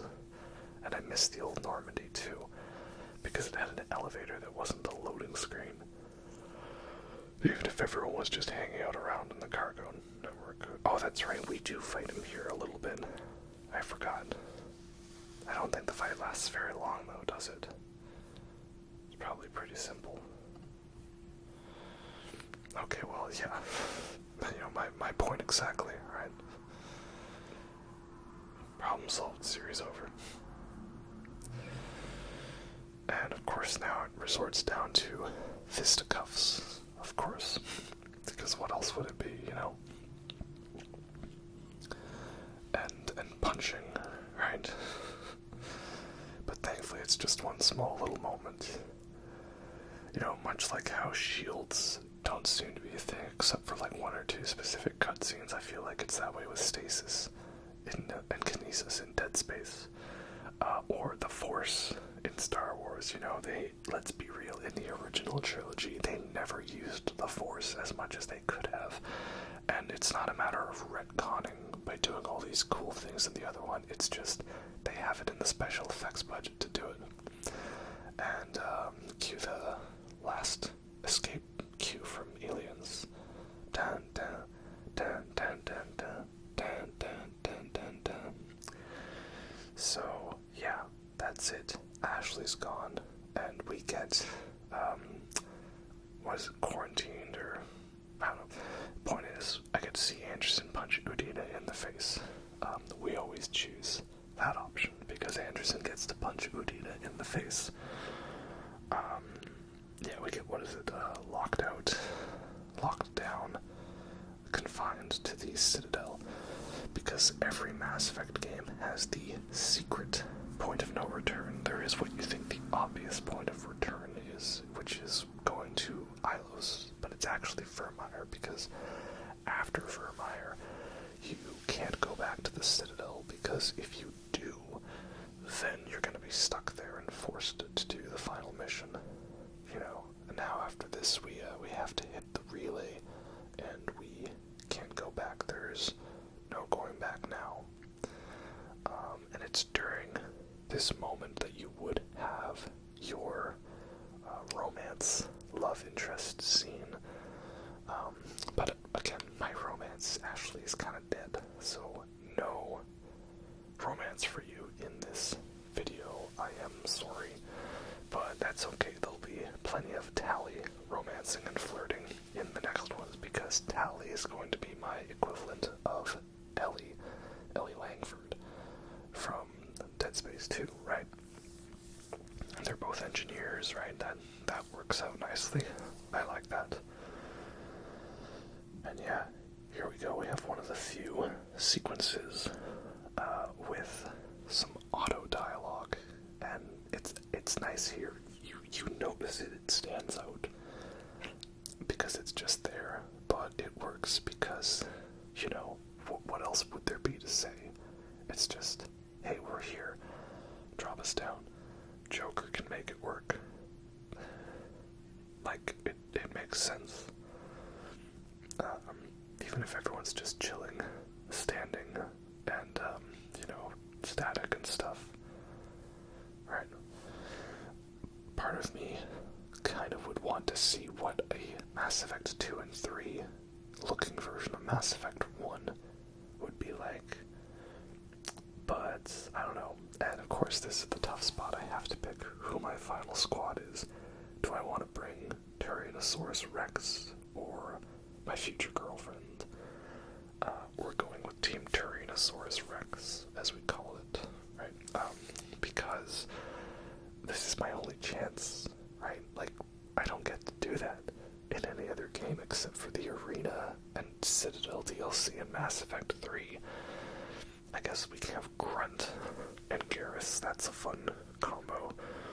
But, you know, that's a little different. That's more like the cool uncle and the onset of puberty nephew, you know. He's like, you know, can't we just take No Omega and buy him a couple of rounds of dances and drinks? And, oh yeah, badass landing, alright. Yeah, Wrex wants to kill Saren. Garrus wants to kill Saren. So, let's bring them and have them do the honors. And we gotta explore Ilos, and there's lots of fun moments exploring around Ilos.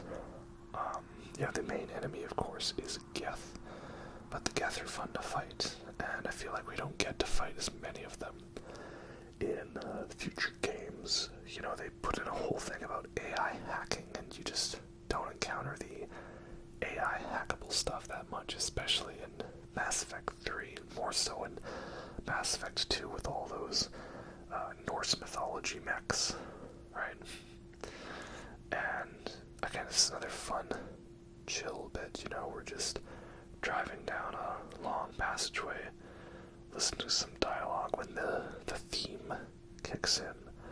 It's a very ethereal, kind of calming theme, and it sticks out to you because it's the theme from the main menu, which, of course, you know, hearing that theme is a huge hit of nostalgia. And it's the Vigil theme. Vigil is a Prothean VI, or an AI. I think he's a VI. This is the thing I think I really hate, like the whole AI thing right now, because it's not really AI, it's VI, right? Can these programs we refer to as AI actually, like, think and carry out actions for themselves? Or are they simply just doing computations to arrive at the most, like, likely thing of desire?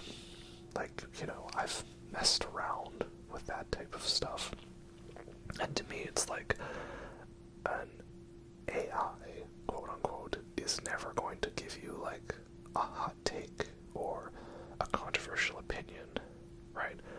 Like, if you ask it, hey, what's your favorite sci-fi movie? It'll probably spout out some generic answer, like about, oh, well, if we look at the data, Stanley Kubrick's 2001: A Space Odyssey is the most widely recognized science fiction film of all time. Also, Star Wars is one of the biggest box office successes, and E.T. was a very critically acclaimed movie. Like, I can't see an AI coming out of nowhere and hitting you with some, oh yeah, Alien Resurrection is my favorite Alien movie, or something like that. You know, it's just VI computations. It can't say anything more than what it knows. It doesn't think for itself, so sorry, it's a little side rant, but that's basically my channel, is side rants, you know. Especially because this is a very long series of cutscenes here, which I have cut down, of course, for time. But we have a very fun conversation with Vigil, kind of, you know, explaining the Reapers and everything behind them. We've gotten little hints of them over time, here and there, and now we're finally getting, like, the true story behind it all, right? They hide out in dark space, very carefully remove all evidence of their existence, but they don't really do the best job of it sometimes, right? And the Keepers are weird to me because they had this purpose, which was to open the relay, right? So it was, let me see, we have Saren uses the conduit to, like, magically teleport into the Citadel, and this allows him to control it, because then Sovereign basically just does a ash rush to get inside the Citadel, and sends out a signal that will cause the Keepers to activate the relay. And so that signal failed because of the Prothean interference. And so, therefore, Saren is there to seal the Citadel and keep Sovereign safe while he integrates with the Citadel and opens the relay. It's all really cool, but am I missing something, or could Saren have just, I don't know, like, you know, shown up on his lunch break as a Spectre? Like, what was the need for all this conduit stuff? Like, can he not just, like, maybe because he needs a Geth army to teleport in with him? I don't know, because then we have the Cerberus in Mass Effect 3 just attacks the Citadel somehow. I don't know. Anyway, here we go. One final ride with the Mako. Yeet. Skybeam. That's how tough the Mako is. It survived a mass relay, right? Can you just use a relay with anything? Like, what if you were, like, in, like, a, I don't know, like a canoe or a kayak? I don't know. I also love it, though, how the cool little relay statue was actually part of this conduit thing. That's kind of fun. Anyway, whatever, maybe I'm just overanalyzing it. That's just how it seems in my brain, but that's not me, like, docking points for it. That's just, is it a thing that makes sense? I don't know. You know? I don't know. Especially with Mass Effect 3, but that's Mass Effect 3 having bad writing. What else is new? And okay, we're killing the Keepers now. I guess because he's mad that they didn't do their job. And it should be noted that this here is the Citadel arms control. I also think it's kind of interesting that here we have a game where, like, you know, 90% of the cool big cutscenes and the battles and stuff is moments that happen in the last 10% of the game, which is also kind of similar to Mass Effect Andromeda. You see, they did take my advice in that a good remake or a good reboot or a new legacy sequel does need to be a soft reboot of the first one. That's generally a good place to start, but the quality of it, I think, will determine how much can you still include your own stuff on it, right? Metal Gear Solid 1 is a remake of Metal Gear and Metal Gear 2, but there's so much new stuff added in that it feels original. Mass Effect Andromeda was a remake of Mass Effect 1, original because they unfortunately forgot to include cool new stuff in it. It felt too samey. Especially the way they did it. But yeah, here now we have some very beautiful looking shots of the Reaper and the Citadel just to emphasize the scale of everything. And we've got to include this moment here where we do a little bit of a spacewalk. And this is really fun, you know, we're like climbing up the tower in the Presidium. And again, another series of great shots. Like, we don't get too many of these dynamic cutscenes in the game. It's a lot of very flat angles and characters talking, standing around in triangle formations.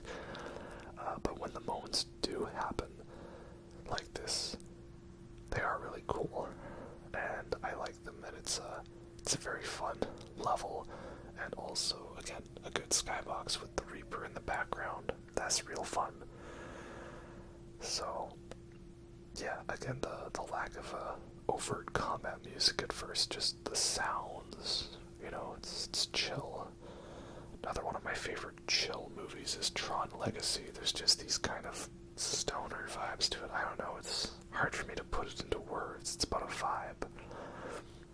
But now we have these Krogan warriors, right? The Krogan Battlemaster Berserkers and Geth Destroyers. And yeah, they're obviously quite a challenge. I feel like they're the most intimidating in this game. You know, like look at that. Literally berserk. So I kind of miss that because the Krogans don't really charge as much in the other ones, and I think it was because they tried to put more of an emphasis on the cover element of cover-based shooting, whereas this one you can run and gun a little more, so they had to slow the enemies down in that regard and make you focus on the synergy of your powers a little more. But in any case, now we have arrived to the final boss battle with Saren. But of course, wouldn't be a Mass Effect game without some conversations. So we're kind of redoing that moment from earlier, the final confrontation. Well, we did expect it would end like this because, you know, we had this same song and dance like 20 minutes earlier in the video, and several hours of gameplay earlier. But yeah, I like this because, again, it shows on how well you played the game. Did you actually do the dialogue choices and level yourself up? And it's highlighting the main view of each of the antagonists in the game. Saren wanted a synthesis of organics and synthetics, and the Elusive Man wanted to control the Reapers, which therefore leaves destroy as the best option. And unless I'm doing it for a different run, if I'm being serious, I will always pick the destroy ending. It is not perfect, of course not, but it's the best option. Out of a bunch of bad choices, I do not like control or synthesis at all. It's really the only option. I hope this video is putting you to sleep. It's certainly putting me to sleep. I worked hard and long enough on it, you know. But yeah, it's nice. I guess you could say the roleplay element of Mass Effect is a little weak in that you don't really roleplay. You pick a path and then continue down that path, but that's because you're playing as a sort of pre-written character already. You know, you're not a nameless, faceless, voiceless entity like in Skyrim, right?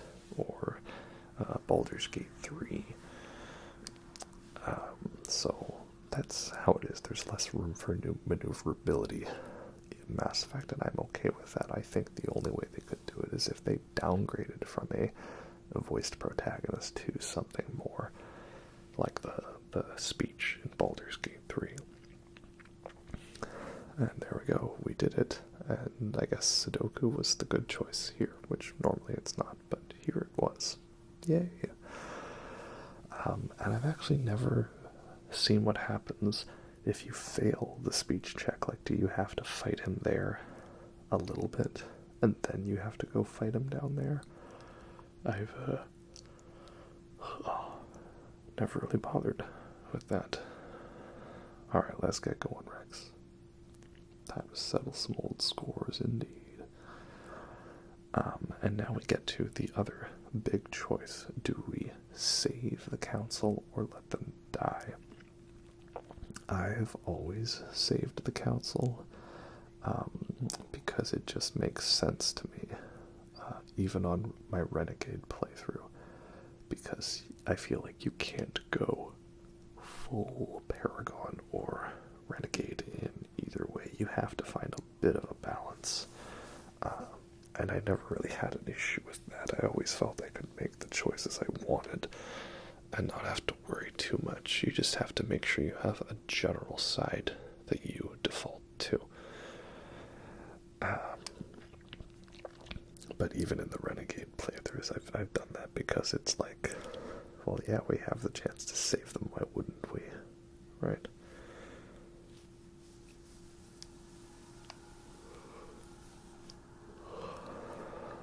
And yeah, characters have a fun conversation here about that element. If I didn't say yet already, I'm playing this on PS4, this one, because at the time I didn't have a PS5, I had a PS4, so I just bought the Legendary Edition on PS4.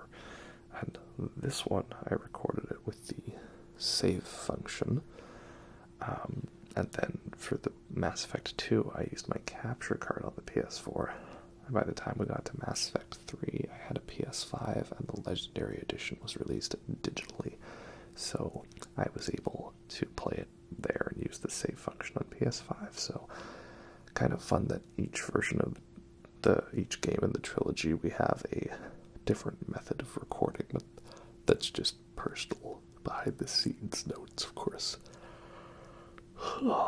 And yeah, now we have a big epic battle, which is cool, very nice.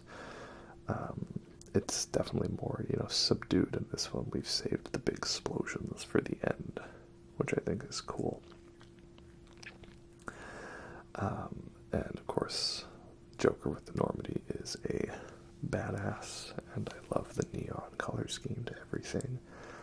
Yeah, this series looks and sounds great, and that's really awesome, and I would like to see them translate that to other media, but I don't know how well that would go over. Like, is the Halo show any good? Because I have never played any Halo. I've played a bit of the story in Halo 2 and Halo 3, and then of course the multiplayer, and that's it. Double tap, always good. Safe to assume that it isn't a zombie, but that's where you're wrong, kiddo, because now Sovereign is just going to use his power to take over this reaper-fied husk of Saren's body, which is pretty cool and badass. And of course he turns them into one of those goddamn Geth predator drones. What do you call them again?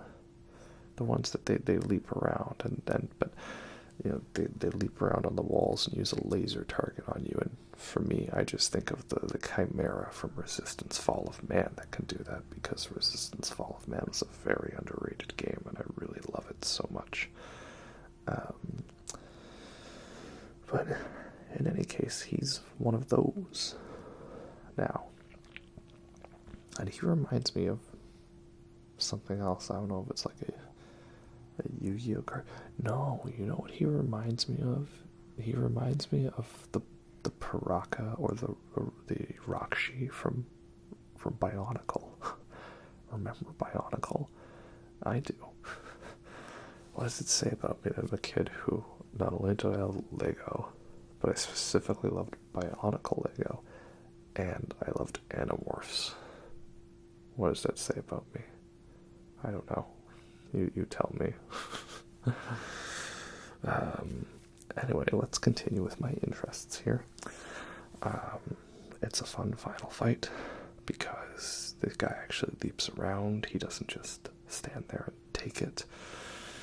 And then also he still has minions pop in. So yeah, I'd say it's a pretty solid final boss fight. There's not as many tricks to it, it just kind of is what it is, but probably the best final boss fight actually in the series, because the final boss of Mass Effect 2 is that human Reaper, which I don't hate, I just find the fight annoying, because you're stuck in cover 90% of the time, so you don't get insta-killed by his laser blast, and Harbinger's there, and he has the spam attack to like knock you out of cover. It's just kind of frustrating, especially in original Mass Effect 2, when they didn't have as much ammo available. And I love this. We get to see truly how destructive a Reaper is. He's got this like laser beam that just cuts through everything, and this whole fleet can barely take down one Reaper, which does highlight how you cannot just take them down through conventional means. And I guess they kind of have like an Independence Day style weakness in Mass Effect 3, how the fleet just targets it when it's about to fire the laser, you know? All we need is that one pilot guy going in F-18. Hello, boys, I'm back. But we'll forgive it for that. And then, of course, the final boss of Mass Effect 3 is Marauder Shields, you know. Less said, the better. He died trying to save us from the ending. He lived as Marauder Shields. He died as Marauder Health. Yeah, we'll get to him eventually. I thought, you know what? Geth Pulse Rifle, because why not? It's fun. I also like how there weren't submachine guns in this game. I never really liked the addition of submachine guns in Mass Effect 2 because it just felt like an odd classification.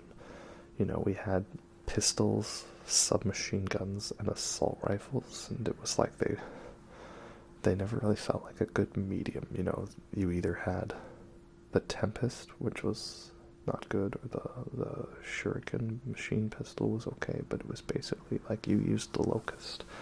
But the Locust was so good, it was basically an assault rifle. So I didn't really like that element to them that much. This was a much better balance of the guns, you know. Especially because you could only use assault rifles if you're a soldier. Like, you know, taking the main gun and restricting it to one class. But, you know, it was when they were focusing on the games to be more about shoot things and stuff with guns, and I don't like doing that. I like using powers. And yeah, it's hard to rank the most badass things I've seen in the series, but for some reason this like flip around and the rockets from the Normandy is pretty cool. But that makes me wonder what kind of guns do they have on that Normandy. That was some pretty powerful stuff for what's supposed to be like a, you know, a tiny little stealth ship. I dig it. But of course we wouldn't be able to get away with one final potentially tragic moment. What happened? Did we die? Well, it is only part one of a trilogy, so you should know the answer to that already. But yeah, didn't really like the focus on the shoot with guns as much. I like it here where you get so many powers and stuff. But you know, it's funny, I can complain about things in Mass Effect 2, but I would still say overall it's my favorite because it gave me the best experience. And I like that. And yeah, Mass Effect 1 though, overall, a very great game. I really love it.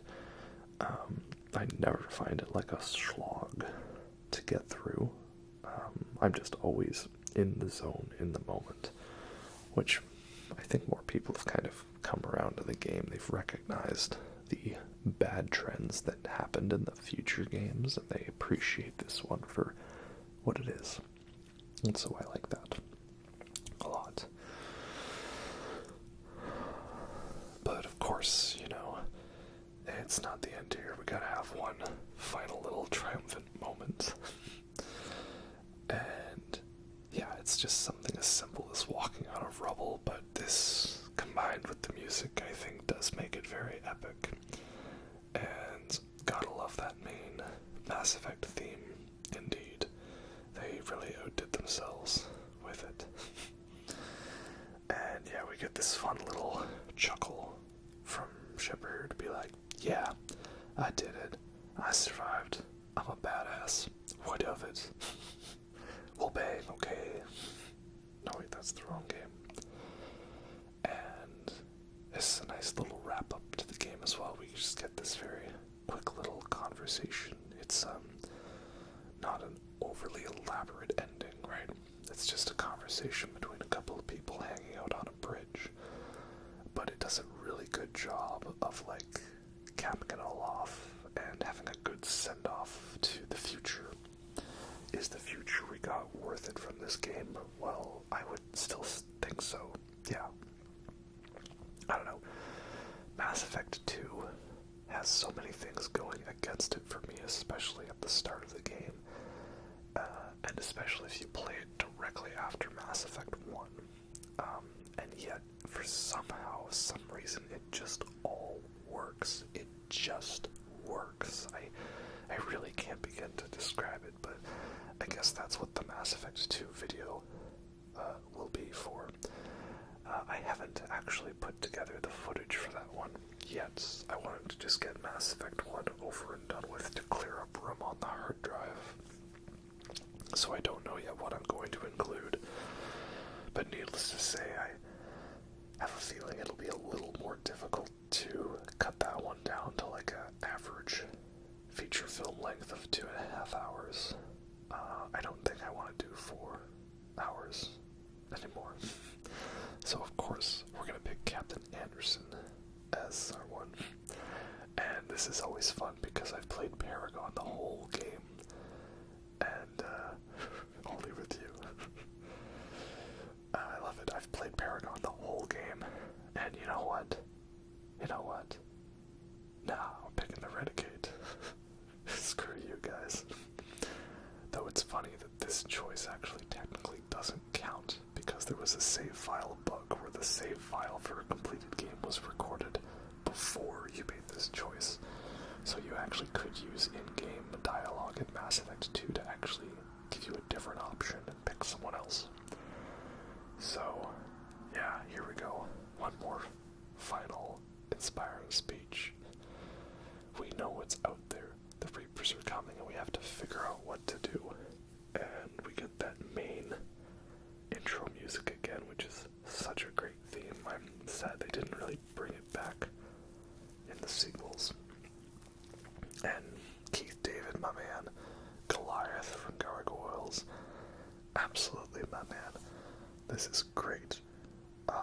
Just, this ending inspires me, and it just gets me ready for Mass Effect 2. All the hype train. And we get a nice bit where Shepard's posing for a picture that nobody's taking, and it just changes whether you were more Paragon or Renegade. And yeah, what can I say? It's a good ending, you know. We unmasked the villain, we saved the Citadel, we all hugged it out at the end. Could there have been more? Yeah, it would have been nice to interact with my squad afterwards, but oh well, that's fine. And with this ending, this shot, I'm literally getting the chills from the music drop, which is M4 Part 2 by Fonts. This song kicks in, and that ending, and I'm just thinking, like, did I just watch a movie? Did we just watch a cinematic experience? Well, I guess from a certain standpoint, yeah, we technically did. Love this ending so much.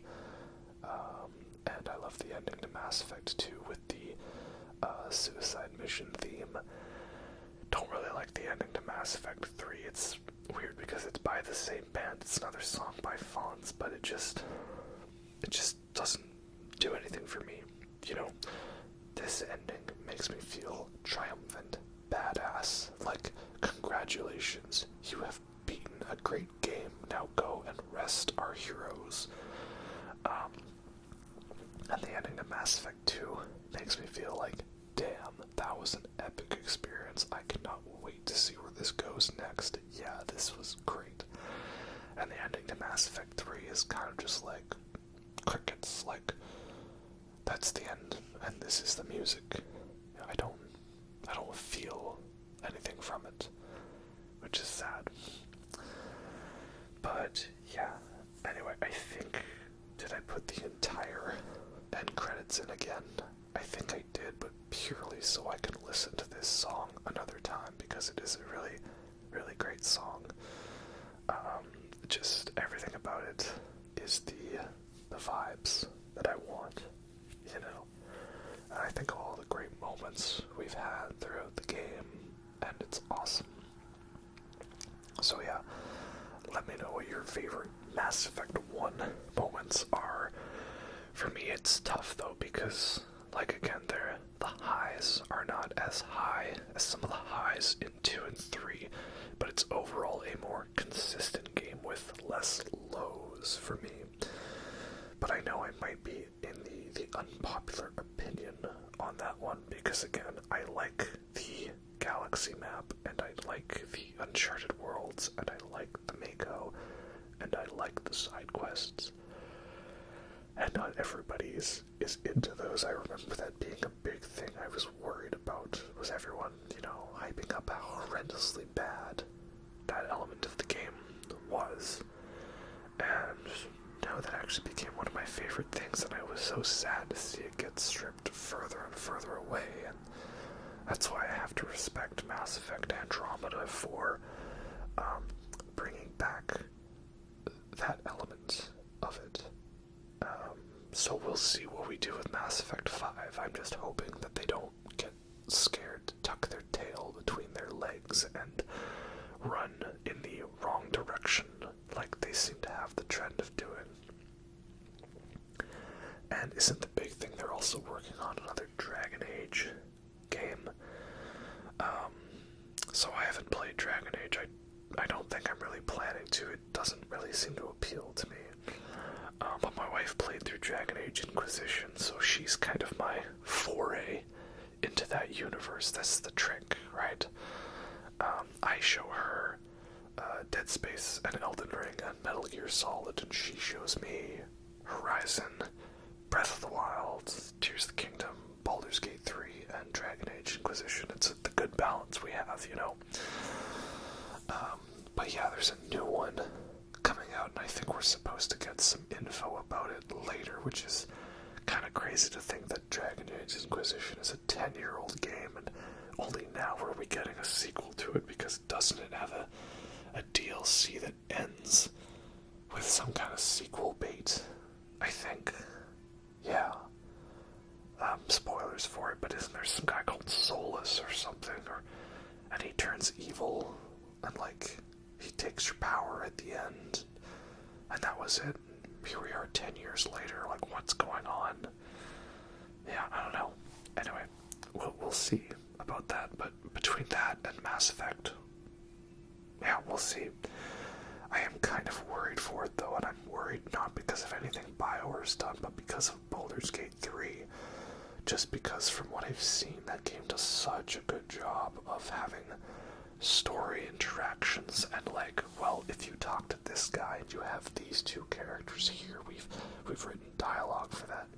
But then, like, if you're like romancing one of them, like, the dialogue's different. But then, like, if this character hates your guts, like, it's different, and it's all for this one interaction where you're like asking some guy to do, like, I don't know, juggling for you, and it's that for the entire game.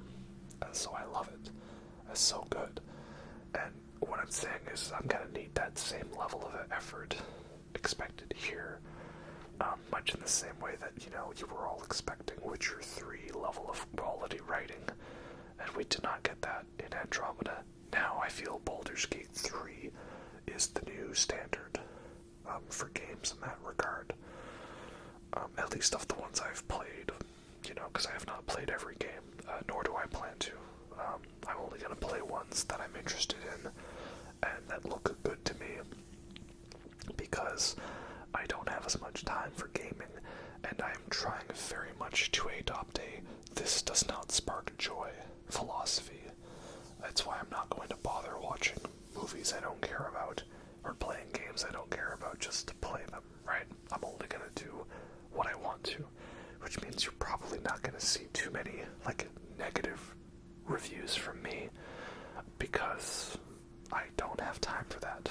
Some people enjoy mercilessly tearing into games and things like that, and that's just not really how I vibe. But anyway, we're getting down to the end of this. We're going to enjoy that final build of the song. I love the distorted bass here. It's great. That was Mass Effect 1. Again, we will have more Metal Gear Solid, Mass Effect 2, and I will try to get as many of these out as possible before we get to the Elden Ring DLC, because that will become top priority when we get to it. And I will try to get that out as soon as possible, but I am only human, and I've got, things in life to do and stuff. I don't know how these people can just simply have the DLC release, and in 5 hours they've already beaten it, streamed it, edited it, and uploaded it. I would never be able to do that, and I'm also not going to bother paying someone to edit my videos for me. I'm going to handle that myself, because I edit it the way I want, But anyway, getting down to the end here, we'll wrap it up. Thanks for watching. Hope y'all enjoyed that, and keep on rocking those calibrations. Hope y'all enjoyed that.